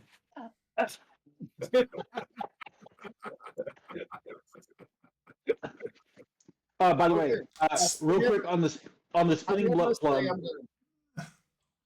One of the reasons I liked it is it looks like a oh shit, what's the vegetable? The damn it. Oh, Oh, Avo- you're talking oh, about artichoke. an artichoke. Artichoke. Yeah. And that's the symbol of the city of Augsburg. They brought artichokes from Italy when they came in, going through with Augustus Caesar and all those. Oh, All throughout the city of Augsburg, you see artichokes, and they're little carving artichokes. And I always thought of them as dragon eggs. oh, that's And when I saw cool. it, that's the first thing I thought of. So anyway, sorry, distract.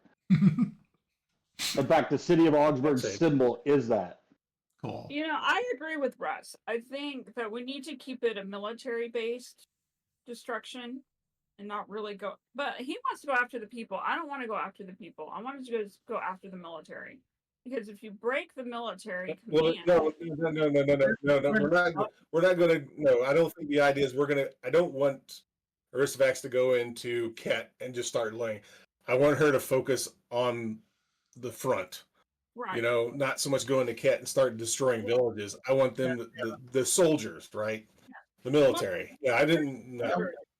I agree. None of this was meant to be like, take us to Lapola so you can wipe it off the map. No, it was. Yeah, It was no, about no, it was never like that. Yeah. the warriors. You know, the people in battle, whether they are support. You know, the logistics is valid. Command and control, valid. I think perhaps she might be able to do a bit of both.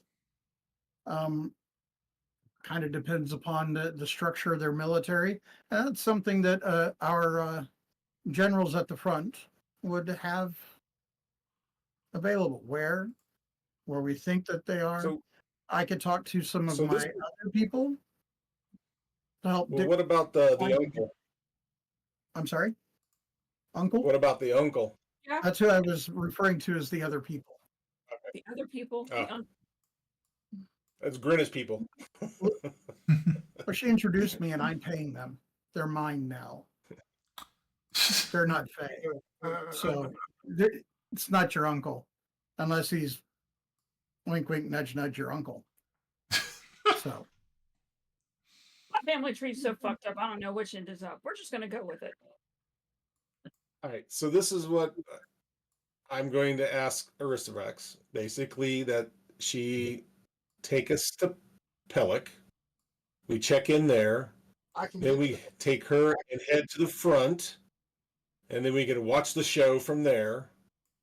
And then once she does a bit of the damage, along the line, stuff like that, then I'm gonna have a letter drafted asking for Ket's surrender. Okay. status quo ante. What's that? Status quo ante. Yeah. Cool. So, but I actually started drafting something a couple weeks ago, and I forgot about it. So. they must But protect- also, I'm going to be asking my chancellor's opinion as well. Don't forget they must leave Bissel and leave Yep. onward. Bissel, we're going to ask for some wards to be sent from Ket to be essentially raised or watched over by certain nobles Please in make sure Bissel. that a certain, young lady is in that list. Yeah, good point. So, but that's what I think we should ask the Aristovax. Pellic, check in, head to the front, watch the dragon do her thing, Okay. and then That we sounds good. then we head to the yeomanry, if she's willing to fly us there. If she can. I guess we don't know if she can take us or not. Or if she wants to take us. Okay, so Lord Tomas has already made a deal with her that she is going to go to the yeomanry. That was already established. So that you don't have to worry about. But that did not necessarily mean that she would take all of us with it. Yeah, that was just under the agreement that they had that she would take him. Okay. I can get us to Pellic. Shit. Yes. I have a. So then we should take Griffins, because if she's only going to take Tomas to the yeomanry. Well, we don't know that yet. We have yet to ask her if perhaps she could take us all. All right. That's so if she can. So, Great. yeah. So, Lady Aristovax, this is what we have actually come to want to talk to you about. If you are willing and able to take us to Pellic, we'd like to check in with oh man, what's his name? Silvar, I think. Silvar. Yeah. Yeah. Yeah. Gather some information. Hopefully we can get some other information about what's taking place at the front. And then we'd like to then go to the front, which was, what was it located? It wasn't Seja, it was Versala Keep, wasn't it? Yeah. Oh, that's I think where our command would be. It's north of there that the front is. It's my understanding it was just short of Shaja. How would you pronounce that? Shajay. Shajay. Yeah. Okay. That was my understanding. Yeah, because right now, if you look at the map, you can see was it? I believe it's Kleba, which is in the very eastern part, right where the Lort Ridges start, and then if you draw a line across to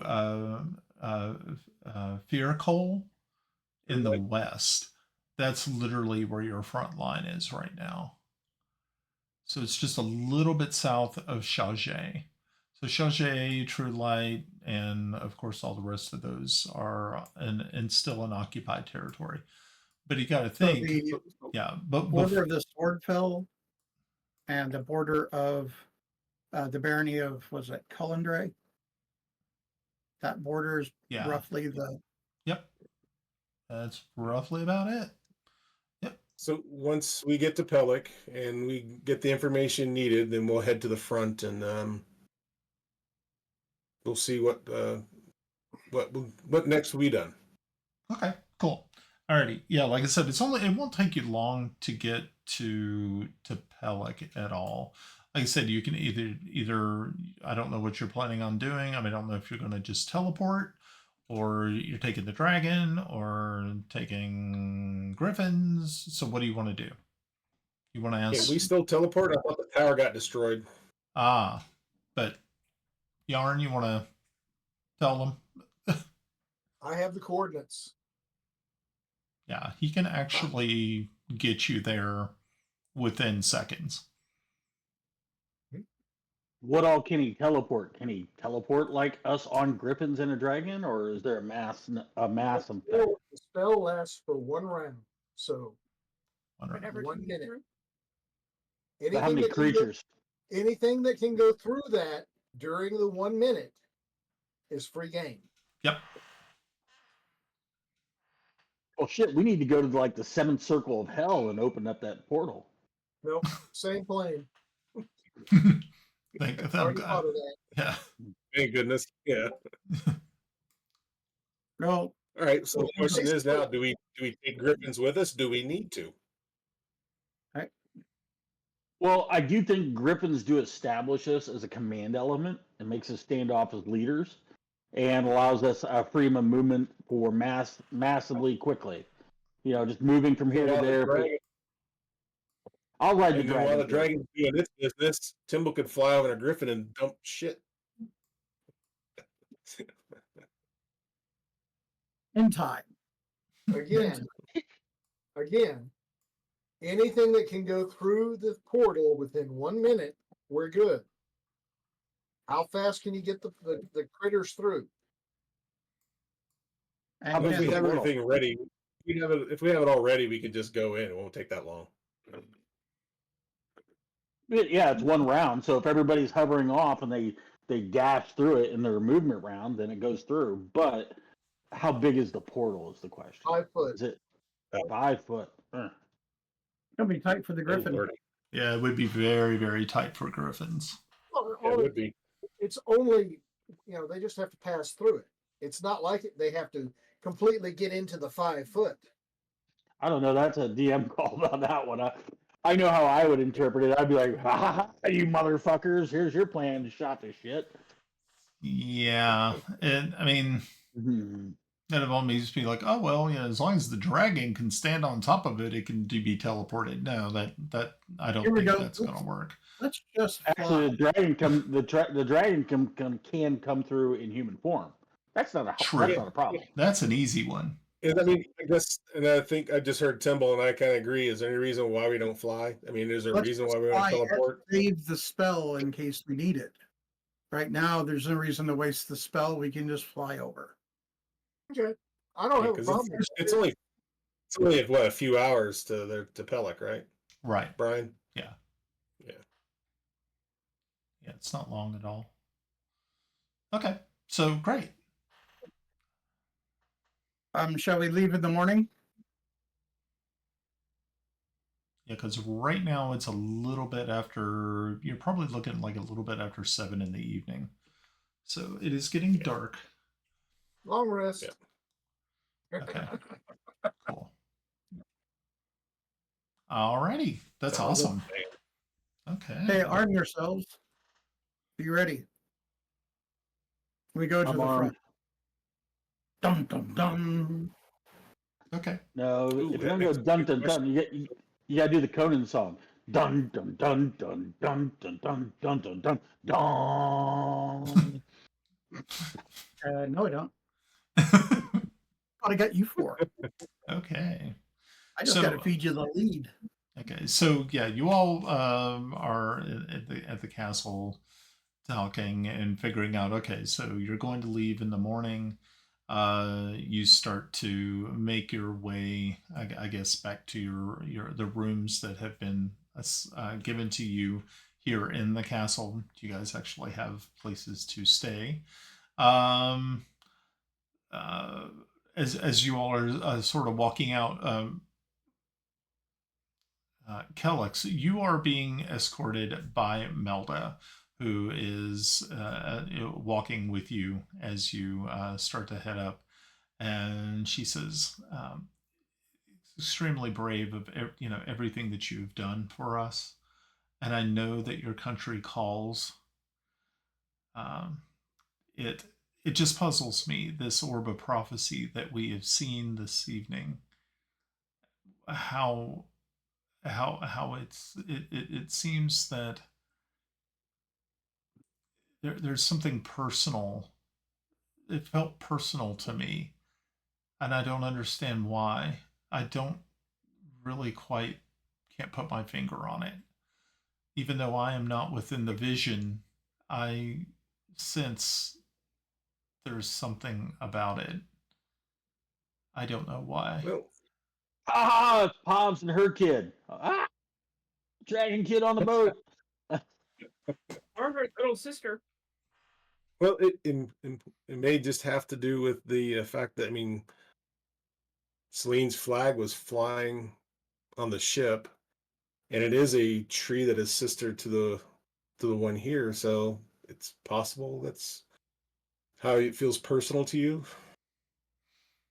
Maybe. I don't know. Interesting. Long answer. So, Well, it's a prophecy. yeah. It's not So- absolute. Yeah.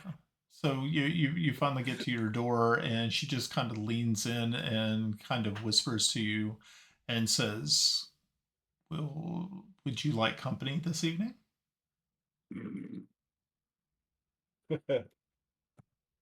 Yes, I would very much. Yes. Papa love a rolling stone. What is the Okay, so- gestation period of a Fade to Elven black. There we go. Okay. So, okay. Next morning. So Agrena, you collect Bubbles, who is kind of outside, who's been kind of hanging out and sniffing around and checking things out, and he also escorts you back. You get settled into it, and he just kind of looks over at you and says, "So, what was up with that big orb thing?" Trouble. Hmm. We may survive it. We may not. We'll find out in 7 months. Wow, Something like that. 7 months. It's an awfully long time. It's almost like 3 years for me, right? And Something dog like years. that. I don't know. It's kind of weird. He said, "It's like, well, okay. So where are you guys going tomorrow? I mean, I'm going, right? If you want to, sure. Yeah. Well, We're I mean, gonna yeah, I'm kind of like attached to you, kind of in a weird way. So yeah. Does that mean we have to spray the ward with a hose? what does he mean he's attached to me in a weird way? Well, I mean, mentally, and you kind of are like, I was abandoned as a pup, and you have kind of taken on the mom role, huh? I just love how nonchalant he is about just. That we're an odd pair. Yeah. Yeah, and you're getting weirder too. Oh, thank you for that. Yeah, I mean, I've been noticing some things. You're kind of weird. Like what? Yeah, I don't know. Other than that weird. Hey, horror. yeah. I don't know. I'm just getting this weird feeling from you. You're not. Yeah, I don't know. It's just weird. You'll let me know if I start to go crazy, though, right? Oh yeah. No, what do you want me to do? What, tear your throat out? I mean, I can fix that for you, right? I mean, I would do it if you asked me to. I'm not, I'm not like one of these like fair weather friends. I will be happy to murder you. I'm cool with it. Totally down with it. Friends like you, who needs enemies? No. No. But that was only if you asked me to. And you like gonna mean it. We're gonna take the dragon and go back and see what's going on with the war. Okay. Yeah, that sounds like a plan. And then from there, who knows what we're gonna do? Cool. So We just follow our fearless leader. yeah. We have one. Lord Tomas. You wish. So he just kind of like he just kind of lays down. He says, "Well, night, Grenna." Hi, Bubbles. Cool. Do you still want to be called Bubbles? Yeah, Bubbles is cool. Okay. Does Bubbles say? Does Bubbles say goodnight, Greta? Perhaps I'll eat you in the morning. Yeah. Only if you ask me to, though. I mean, I just wouldn't attack you if you weren't. I mean, All right, night. And he just kind of just lays down, puts his head between his paws, and just starts snoozing. 2 orphans trying to find our place in the world. Pretty much. Okay. Yeah. Making our way in the world today takes everything you got. Making a way for all your worries sure would help a lot. So you guys head off to bed, get all settled in. Everything seems to be not right with the world, but at least you're not sleeping on the cold, hard ground. Or In other words, the black dragon attacks the city while we're sleeping. and eats you all. No, that's not that bad. From trouble. Okay, so cool. Alrighty, so what I need everybody to do is while you are slumbering, I need you to let me know. I'm going to start with Grinna first. Grinna, high or low? Hi. Okay. So let me see if I can. Alrighty. You said high? Yeah. Yeah. Hi. Sorry. I rolled a 12. It was a thought. Okay. Next is Pav. I'm gonna go low. Okay. How low can you go? And I got a 46. So that would be low. Okay, cool. All right. And so Kiffy. High or low, please? Low. Okay. Oh, that's a 27. That's very low. All right. Tomas. That's Lord Tomas to me, isn't it? Well, when speaking to gods can speak down to me. I appreciate that. So, well, DM God. Yeah. I almost want to say 50, and if I get it, do I get anything special if I call the number? That would be cool if you do. 50. Actually, 57. Okay. So it's on the high side, but low on the high Okay. side, and my number is 57.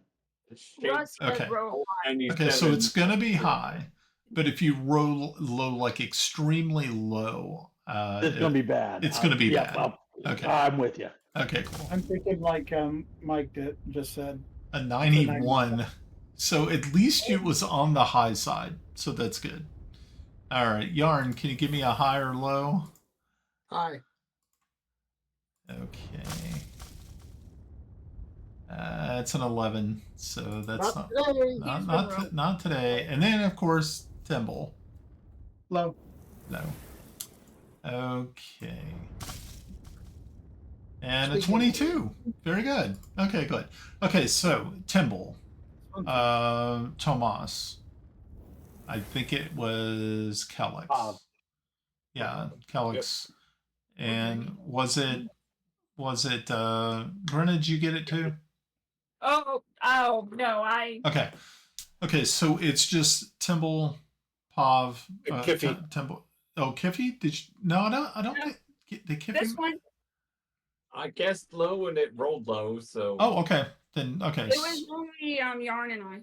Okay, you two were the only ones. Okay, cool. Who didn't make it? We chose high, you rolled low. Okay. You don't look any better. So what ends up happening is you as you all individually fall asleep.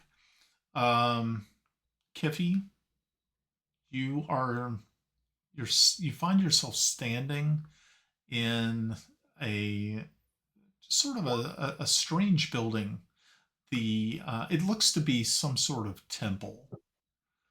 There are long rows of not actually pews, but more like just stone benches. And before this is a magnificent altar, and above that is a tapestry, and that tapestry has 7 stars that look to be in some sort of flight. You see that there are other people walking around, but they don't. You can't see. You can't make out faces. Faces are not. You just can't detect anything. And just in a few seconds, you look to your right and you see that you've been joined by both Kelix, Tomas, and Timble, or they're all standing with you. But no one is speaking. You can't hear anything. Everything is just very, very. It's bright. It seems that there is nothing wrong in the scene, but the one thing that you do notice is that you see a hooded figure. A small hooded figure is sitting on one of the benches at the very front of this temple. Yes. Same hooded as on the boat. It looks very, very similar. Thank you. But you guys are standing in the back, and you all perceive each other. But to you, you're thinking that this is normal, that you're awake. It is a vivid dream, so vivid that you think that you are truly there, but there's no sound.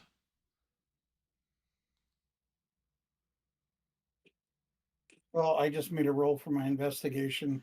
I want to look closely at the hooded figure, at the details of the clothing, the hood, shoes, all of these things. Okay. So, so Temple steps forward and starts to make his way between these stone benches, passing a couple of different columns until he is literally standing right behind this person. Oh, if I can do that, I'll reach up and grab the hood, pull it, if I can. Okay.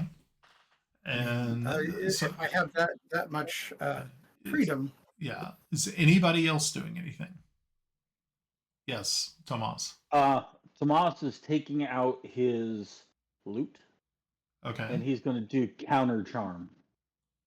That will give all of us an advantage to any saves if there are any spells or anything going down. Okay. So as you pull out your lute and you start to play it, no sound issues from it.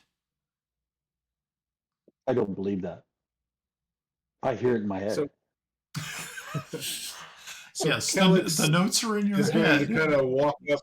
He's going to follow Timble, but he's also kind of looking around. Did you say these surroundings familiar? No, you've never actually been in this building. Now you can make a religion check. You said there was a flag with 4 or 5 stars. Sorry, it's 7, and it's a tapestry that is behind the altar, and you can make a religion check. Anybody who is present can make a religion check. So that, I mean, that could be yeah. Okay. 18. Cool. Nice. Anybody else trying? Yarn, you're not there? No, you're wrong. Kippy. Cool. Get out of my dreams, Yarn. Yeah, Yarn. Get into my car. Okay, Tomas. Okay, so yes. Temple. Okay, wow. Okay, so you guys actually did really, really well. So all of you stare, are there looking, and you realize that you're standing inside it's more like it's not a cathedral by any way, shape, or form. It is what you would say maybe a chapel or even just a small church. And you recognize the seven stars as the symbol that the symbol of Celestian. Now, Celestian is a traveling or is a god of travel, but he's also a god of the heavens and space, and that's primarily what you know about Celestian. So, Mhm. yeah. So, Timble, you're actually going to reach out and reach for the hood. Yes. Okay. So you reach out, and as you do so, your hand passes through the figure in front of you.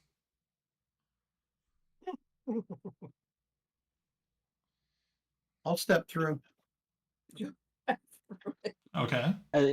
Then he steps I'll forward, he turn- steps backwards, steps forward, steps backwards. He's Now I'm you're just doing the going to turn cha-cha. and try to look in the hood. Okay. So, yeah, as you come around to the front, the rest of your group, I guess, is behind, watching what you're doing. Again, I step through Yeah, you step the through, body. and as you step through, you you see that the person who is in the cloak shudders, like something cold had passed through them, like they had been hit with a cold breeze. Don't much care for the fact that makes me the ghost. quick question on the fact that is this temple in good repair, bad repair, and do they seem to be practicing this to the religion, or did they take it over? No, it looks very, very well kept. Okay. You would say that all of the people that you see have elvish features. Okay. So it's not you're thinking it may be a local place, but you have, I mean, you've been to different parts of Instead, but you're not really too sure if you've ever been to this one building. And so, yeah, so Temple, as you step through and turn, as the person sort of with that cold chill that they felt, they kind of bundled themselves in a little bit, but then they look up towards the tapestry, and you can see their mouth is moving, but but no sound once again reaches your ears. But yes. I try and attempt to read lips. Okay, so you're going to step around in front as well? I'm a little bit back. I'm a little in the back. So he went through. Yeah. So I'm imagining that Kellex and I are a little bit, I kind of took a defensive trying to do counterspell. If I see them, well, no, if they're looking at I can't see them if they're looking at tapestry. My Right. bad. Okay. I'm good. So Right. yeah, so as the face of this person comes into view, you can see their mouth moving. You realize that it is the face of Princess Asenath.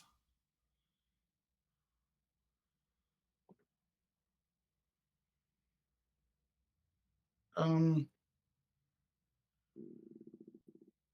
that the little sister? Ha Mhm. ha! Call it.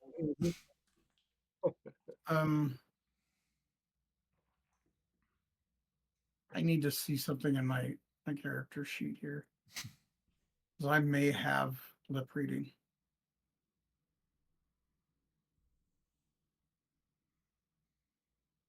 While he's looking at, we do kind of realize this is in Instead, right? This chapel. You have a feeling that it has to be. Okay.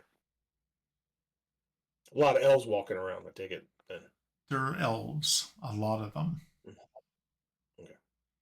But again, like with everyone else, the only face that you can see clearly, Timble, is the face of the princess.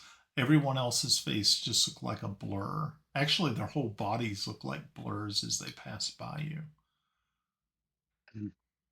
Does this look like the people accompanying her are like an entourage or a guard or are they noble? How they're dressed? You know what I mean? You could tell if they're bodyguards because they'd be.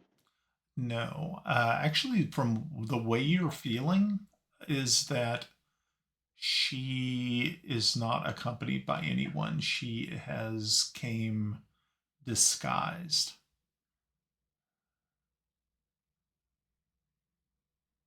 Did we establish that this is the same figure we saw in our vision? Everything looks the same. The It exact would same appear to be the cloak same. and hood. Okay, yeah, Everything matches. that's probably why Melda thinks it's personal. What would I roll to actually try to read lips? Let's see. I would say perception. Yeah. That'd probably be the best Ins- way. Or insight, insight? maybe? Insight would work. Yeah. Investigation? No, insight, man. I think insight would Let's probably go. be Let's best. just go with insight. That sounds good. In the future, insight. Ed, you screwed me. You did. Because I'm a skill expert, and I would not have had to roll to get a Yes. perception. Well, welcome to the dickening. Yeah. And then he flows the insight. Okay. All right. Here we go. I have luck. Okay. Oh, much better. So yeah, as do you speak Elvish? I do. Oh, okay. So yeah, what you're able to determine is that this is a common prayer to Celestine. yeah, to Celestian. Celestian, the Far So Wanderer. yeah, and it's kind of like a part between a prayer and a mantra. So it repeats itself over and over.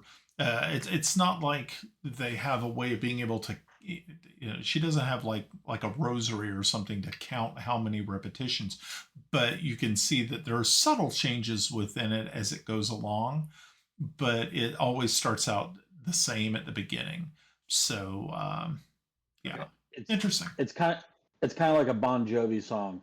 Halfway there, oh, living on a prayer. Yeah, let's go with that. Sure. Okay. Not where I was going with it, but sure. Hey, we've now established Bon Jovi in Faroon as the head bard for Celestian, the Far Wanderer. Outstanding. I love this kind of lore development. Oh boy. Okay. Sure, very happy with that. Okay. So yeah, so the rest of you see of course you can't really see the face from there, but you see on Timble's face recognition of who the person in the cloak truly is. And then Timble disappears. Of course. Of course he does. He's got to chase another elfin woman. Timble, you shoot up in your bed like, and you actually feel that there is like you had been. It's like you had been hit with a bucket of cold ice water, and you sit there, your eyes blinking, adjusting to the gloom of your room, and just as soon as you're able to understand where you're at, you realize the significance of the dream. The dream, was it day or night? It looked like it was daytime.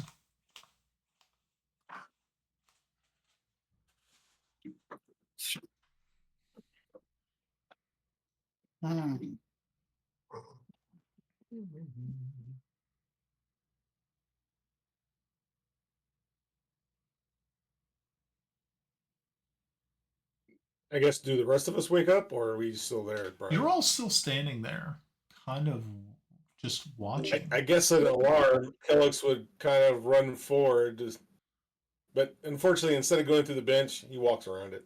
Okay. Yeah, he didn't walk through her. Yeah. Okay. So No. yeah. So you also you're standing there and you finally get a glimpse and understand that what you are seeing is Princess Asenath, who is deep in prayer and meditation. You sort of have this. It's a strange feeling where you feel warm, like in your chest, and as but then your eyes flutter open and you realize that Melda's arm is resting across your chest, and that is where the heat was radiating from. All right. So I And like peed myself in that sleep. That's no, good. you didn't. Yeah, you didn't. Yeah, you didn't urinate all over yourself. That would have been wow. Yeah. That would have been Yeah. Not into that kink. how to Too much information. No. Nothing to listener. 2-beer penalty. how to lose your elven girlfriend in Yeah. one, And one, one move, right? one easy squirt. Yeah. Damn. That's harsh. Okay. So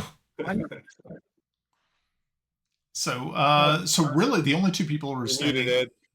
the only two people who are standing there are Tomas and Kiffy. Tomas does what only Tomas would think to do. He turns around and looks the other way. Okay. So as you do, you see something out of just not out of character. It's more like just out of place. You see a dwarven man standing in the doorway. But upon further inspection, and this one you can actually see his face. Unlike everybody else, they're just blurry shadows and stuff. This person is more tangible, but you've never seen him before. He just does not look familiar. Am I able to tell region, type of dwarf, that kind of thing? Not really. He's dressed in armor. He wields a hammer, but not a war hammer, but a hammer that you would use primarily at the forge.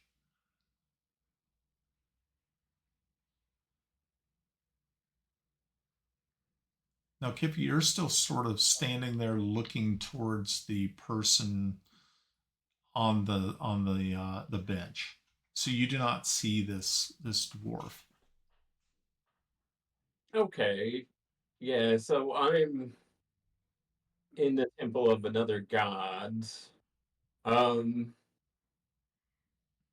am I getting good vibes here? Or am I getting bad vibes? No. You feel well when you first appeared here, you felt a little uneasy.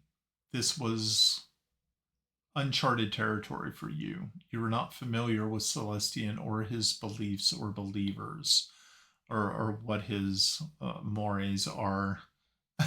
So, but as you were standing there, you were overcame by a wave of just joy. And you've had this feeling before, and you remember it from your dream in Kodal Keep in the Temple of Moradin. It's very familiar to you. All right, cool. I will begin singing a hymn to Fortubo. Okay. So, and as you do so, you this dwarven man, and as he walks by you, Tomas, he doesn't even appear to acknowledge you, but you do realize that he is not actually a dwarf. He is just a very short man, just a human. And he walks up and he stands next to Kiffy. And Kiffy, you realize that there is someone standing next to you, but at this point in time, you were just so overcame by this just unbelievable amount of euphoria. And you take a look to your right, and there is Fortubo standing there, sort of just looking at you. And he's like, ah, Kiffy, Father, it has been a long time. it has. And I'm sorry if it seems that I have been absent, but I know that you have been using the hammer. And I am glad to see that. That makes me very pleased to know that you are using the tools that I gave you. Said. So, I it said, seems but to serve. he says, so it looks like you are about to embark on a great, great journey. Interesting. So, Am I able to hear that, or is it still silent when he's talking? only Kiffy can hear this voice. Yep, I'm cool with that. That's good. You can see the mouth is moving, and Kiffy is just completely centered on everything that this man is saying. And you can actually see that there is like a light he's kind of backlit, that there is power, there is some sort of divine mystical energy. You're not familiar with it, but Kiffy seems to be not just in the presence of it, it is also surrounding him as well. Ooh. He says, I've had many conversations with your uncle, Angus. It saddened me to see that he came to me so soon. I know you did everything that you could. Again, I have been watching, and I know that you have been extremely faithful in doing everything that you can to help your friends and to help those who have fallen under the spell of evil. I saw what you did in the little town in Sterich. Impressive. Very. He says, but I ask you at this point in time, because I know that you are busy doing things that I want you to do. Is there something that I can do for you, my faithful servant? I only seek to do your will, my lord. So, if there is anything that I could do, you may tell me. I do not presume. He said, I know. You this humble answer that you give me, it cannot go unrewarded. And he said, do you have your hammer with you? And then he just chuckles and he says, of course you do. It never leaves you. Of course I do. And you bring it out, you take it from your back and you bring it out. And again, he lays his hands upon the hammer. And he says, I think this will help in where you must go. It's time for you to wake up, Kiffy. Be safe. And your eyes flutter open, and you're now laying in bed. But the weird thing about it is your hammer is clutched across your chest. But you did not have it with you when you went to bed. It was propped up against the wall next to your bed, well within range, well within reach, and you're clutching it like it is like the last thing on earth, like it is a rock that you're clinging to in a storm, and the head of it is glowing this bluish light, which is slowly fading. Dang. Okay, so what that means to you is that your critical range has been expanded. Instead of just being a natural 20, it now is an 18, 19, or 20.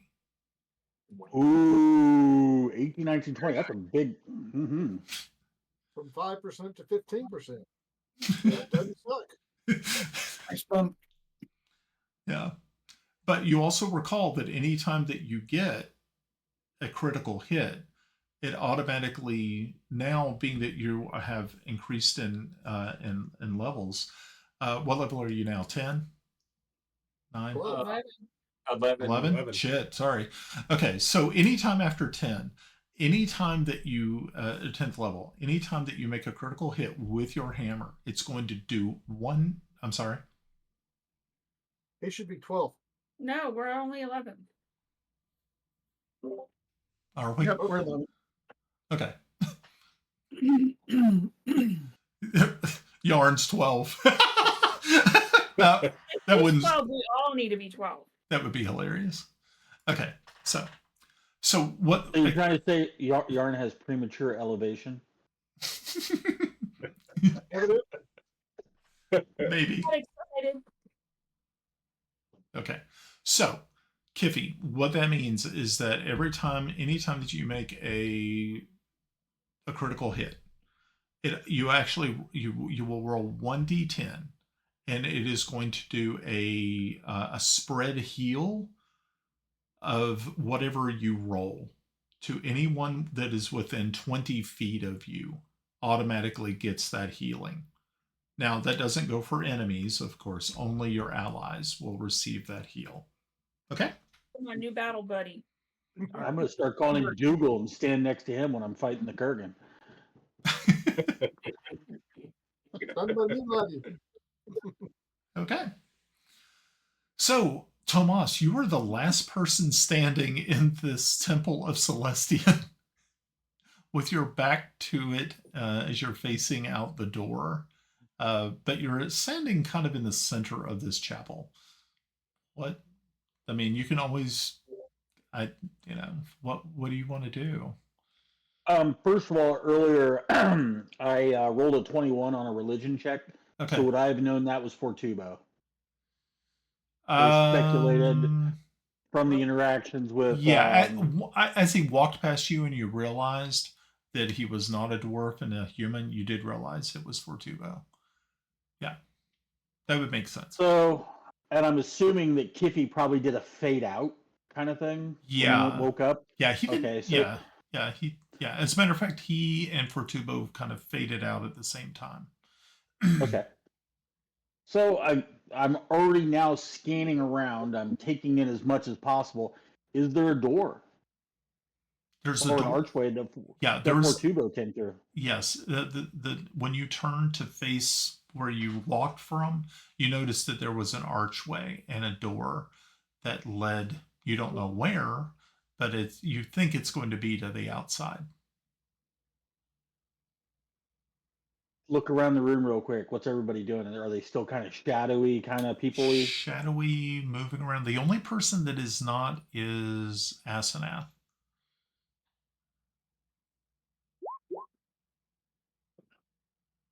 Why are you rolling stuff? Just rolling shit. I'm going to walk over to the archway and look through the archway. Okay. When you look through the archway, you can see that it is just a pitch black void. Such a darkness that you don't believe you've ever seen such darkness before. I'm going to focus my thoughts. Okay. And I'm going to think of possibly the room that my family would put Lily up in the yeomanry. And I'm going to focus as hard as I can. Okay. As you're focusing and you're really concentrating on this, in the darkness, what comes to you is something completely different. That's the way it would. You're in a long chamber. There is gold scattered on the floor. There are weapons, there's armor, there's skeletons. There, just dead. Just skeletal remains of before it, and at the far end is this.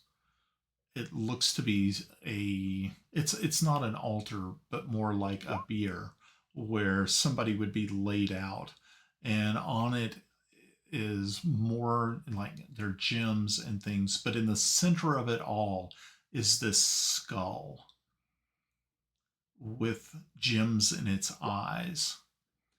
And as you are taking all of this in, you see a palish green hand just reach up from behind the skull and grab it, and then snatches it, and it disappears. It doesn't use it as a puppet? No. And then, Tomas, you wake up.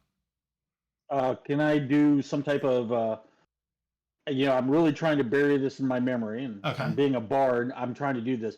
Do I notice anything? Do I notice any legends? Is it like, okay, I'm going to throw names out. Like, is it a Vecna kind of thing? Is it, I've got a study of history and stuff like that. Right. Give me a history check. 13, not good enough. Yeah. It doesn't look familiar. The thing that is really sticks in your mind is the greenish pale hand of something that was not as tall as this shelf that this skull was placed upon, but all you see, and it has like long black fingernails, and it just grabs it and takes it. Can I make a will check and do one thing before I wake up? Sure. Yeah, I'm trying to fight the dream. Okay. Or fight waking up. Yeah, fighting the yeah. You got where I'm going with it. I know. God, it's my worst fucking check too.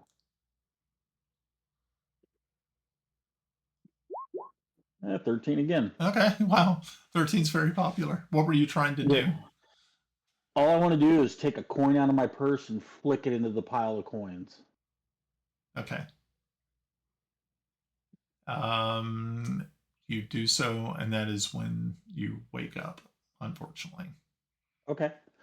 But interesting thing was when the coin hit the ground, you could hear it.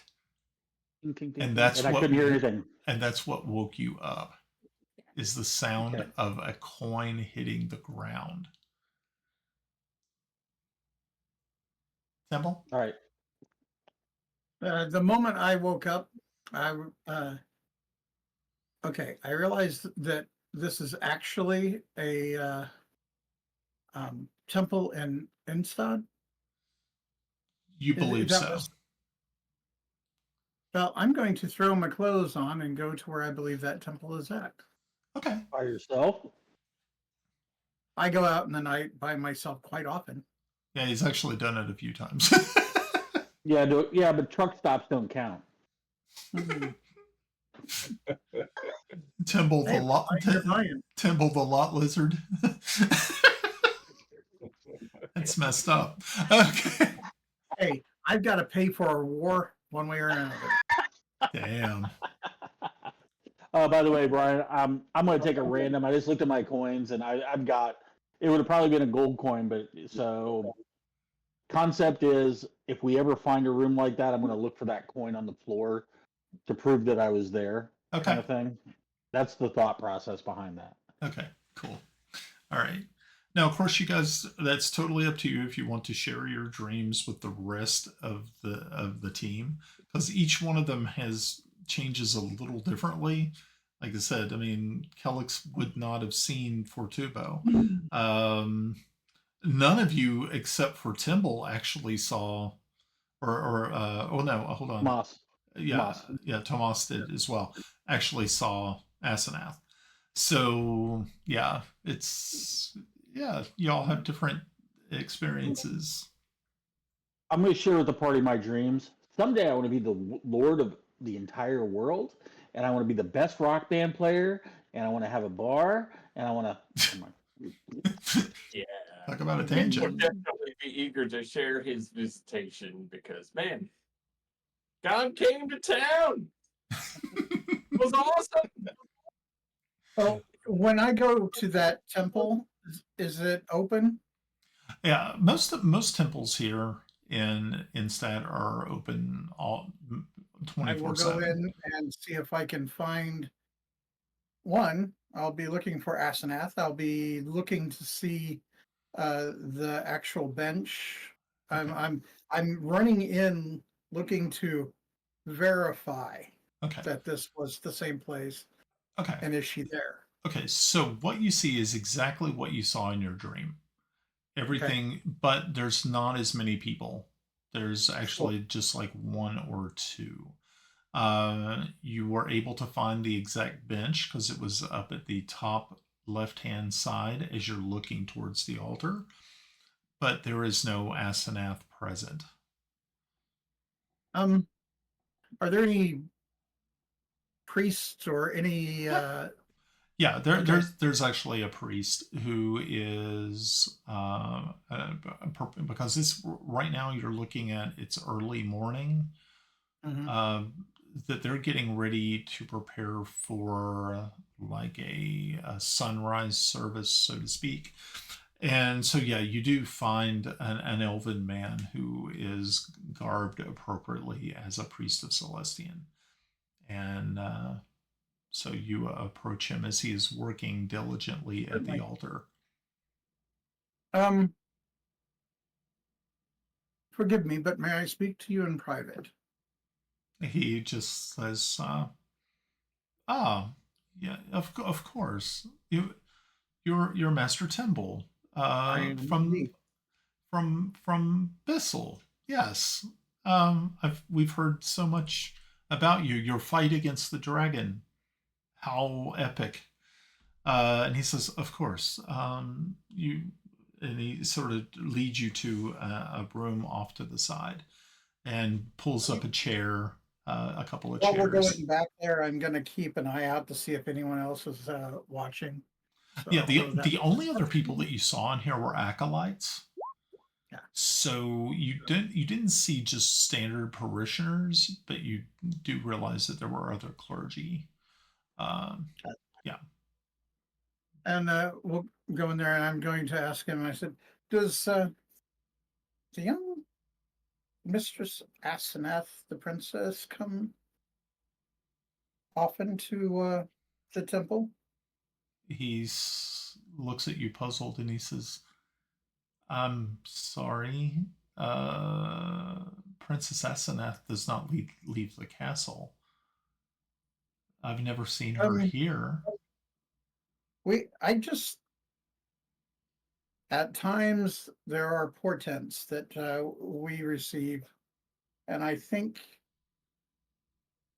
I had I just had a dream of her sitting robed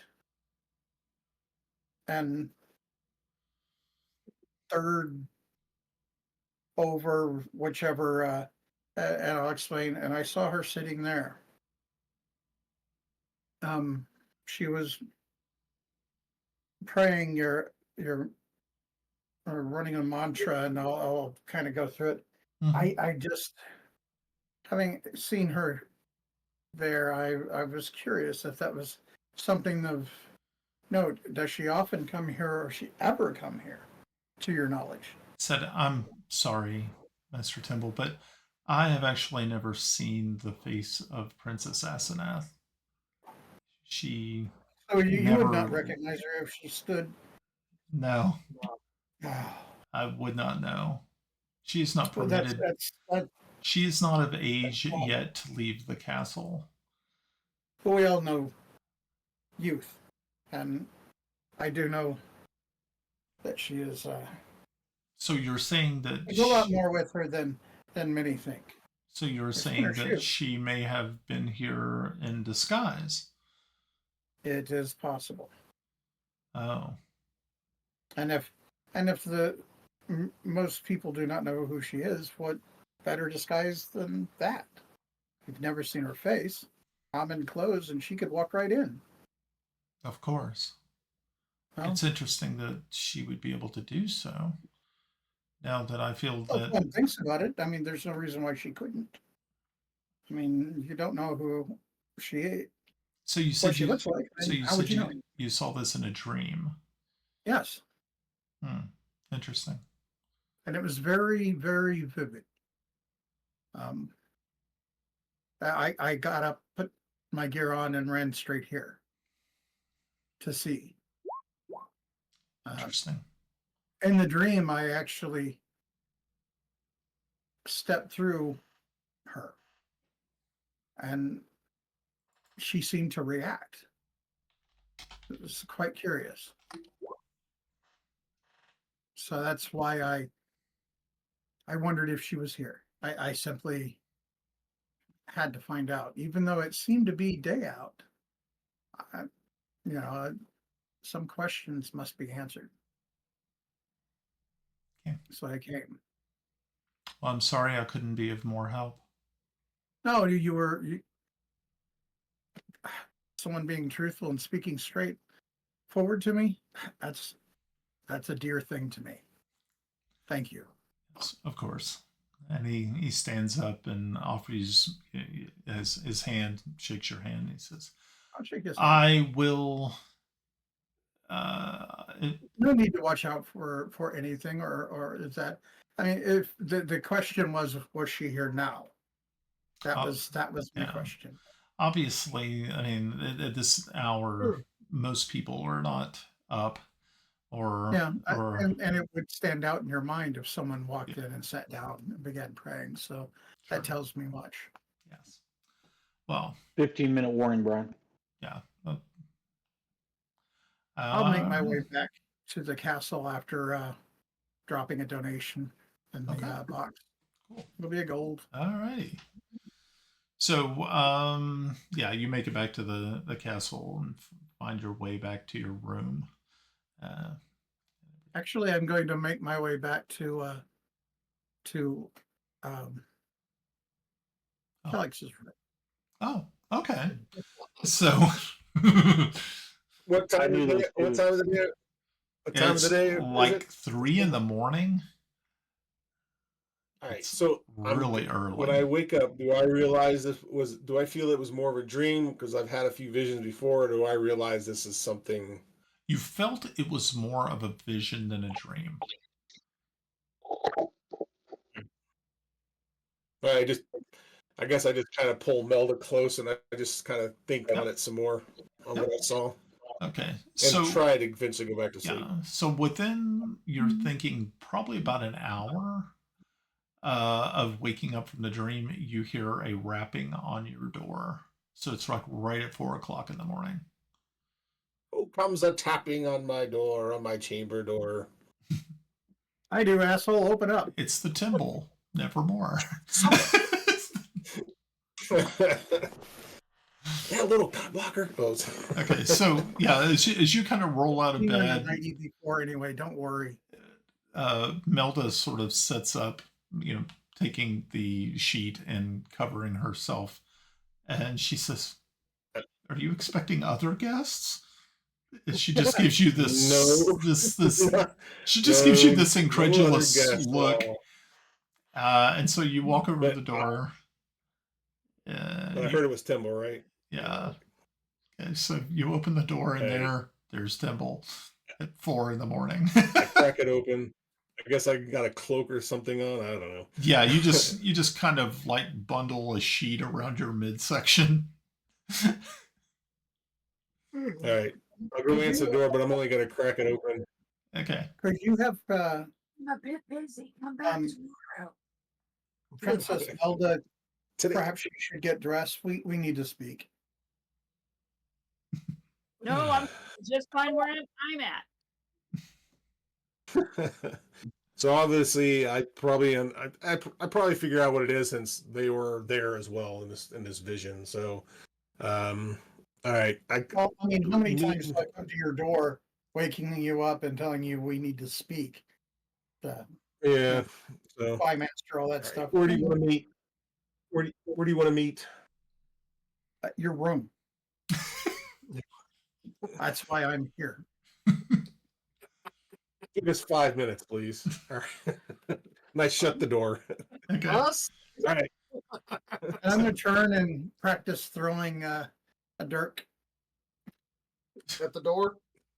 All right. I look at Melda and just say, Timble, and I think he wants to talk with us, and I believe I know what it might be about. So You may want to get dressed.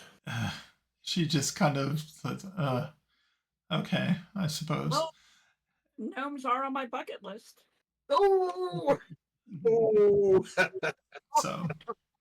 So yeah. So after a couple of minutes, you guys get dressed, get presentable, and I will do whatever I must for diplomacy for Bissel.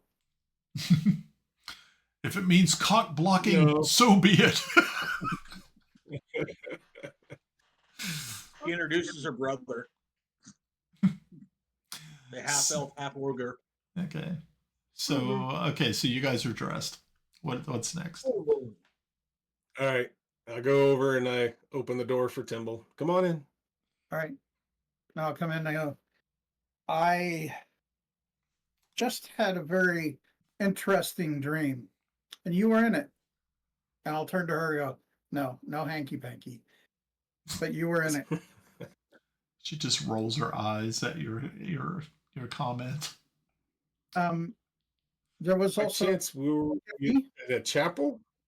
it was. Sorry. It was a chapel. We So So it wasn't just a dream, then. It definitely wasn't a dream. it seemed to have more portent, and Tommy was there too.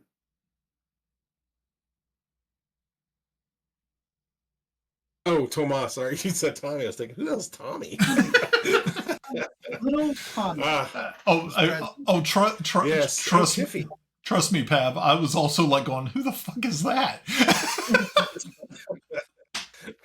I was like, this is a new name for Toby, but and Kiffy was there too, Yes. if I remember. Shall we wake them?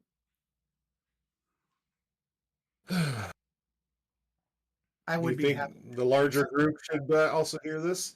I mean, First, I though think they weren't in the dream. we need to come around to what we each had happen. I know that I was not there long, as I don't know if you saw this. Did you see me come up behind the hooded figure and step through them, turn, and look into the I face? did. I think we I need. did. And once you had disappeared, I went around the bench and saw the figure, and that's when I woke up. Princess Asenath? Yes. Melda have a Let's go reaction? wait. Yeah, that's what yeah, is Melda get a reaction? She just looks puzzled. And she's like, It would seem the figure in our prophecy may be the princess. says that Makes no Why? sense. that makes no sense. Yeah, no. Why would she be that? I do not know. That means. So, But let's get everyone here, and Yeah. give me a moment. Should we and I meet will- here or should we meet somewhere else? okay. So These We were the rooms. last one we covered. These rooms seem quite safe to me. Us getting up and all of us moving around the corridors just draws too much attention. I'd happy to have Okay. everyone meet in my room if you prefer, but I think yours has a little more room. Yeah.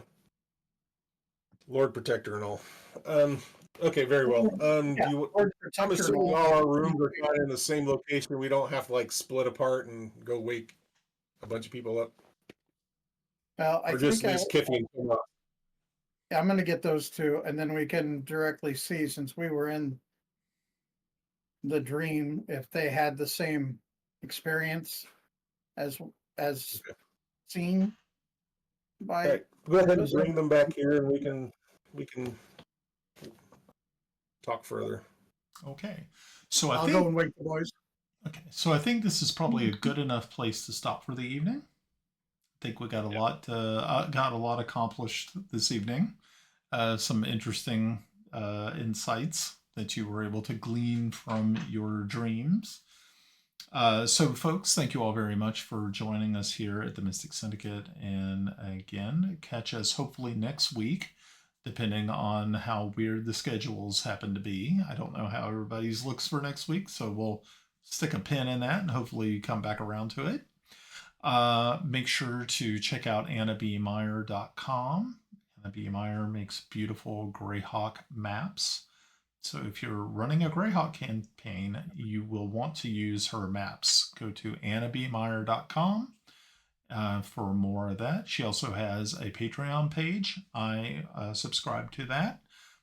Make sure to throw her a little bit every month to keep her going.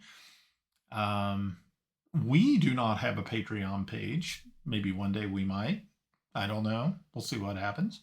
But we are, I'm actually talking with somebody about merch. I have a good friend who has a large form printer that you can do heat transfers, you can do car wraps, you can do whatever the hell you want on this monster. And she's coming up with some ideas for us. So we'll be chatting with her, and I'll be plugging her business as well here, hopefully within the coming weeks. I'm happy to pose naked for a poster. Great. Never to see that poster. Okay, that's beautiful. Yeah, so also, folks, make sure to visit us at our YouTube channel. Just type in The Mystic Syndicate. We really appreciate it when folks come over and, follow us there, follow us on Twitch. It means a lot to us, but it also helps with the algorithm and that other people get to see us. We also have a podcast where we take these episodes, and you can find that podcast over at Apple, the Apple Podcasts, so iTunes. So make sure to drop by there, check us out. I'm still waiting for somebody to leave us a comment in iTunes. I think it would be really kind of cool. And I was also kind of kicking around something really interesting, and I wanted to pass this in front of you, Ed, see if this is something, and the rest of you as well, is that I'm kind of kicking around this idea of taking a one shot, like a little 4-hour one shot, and that if we get somebody or a group of people who actually leaves a comment on our iTunes page, that I will run a one shot for them. So that'd be kind of fun. Hey, Brian, Yeah. just so you know, we've kind of talked about this a little bit, and I was thinking about doing some one shots until football season's over. And I've got the subscription to Dungeon in a Box that I'd like to review. Ooh. And those are little one-shot adventures that are, I'm just waiting for my first shipment to arrive. So Cool. I got access to all their digital content in a certain sense. Nice. But I was just wanting to do an unboxing and show what it's in the box, do a review, and run the adventure. I wouldn't run that adventure. I'd probably run one of their backlog digital adventures, just so it doesn't spoil it for anybody that just got that box. But Nice. you get where I'm going. Yes. It's a subscription service. That's totally cool. Okay. Yeah, that sounds grand. We should definitely explore that. So thank you guys for showing up this evening. I know last week was a bit of a bust. We had, of course, Hurricane Helene pretty much destroy everything around my community.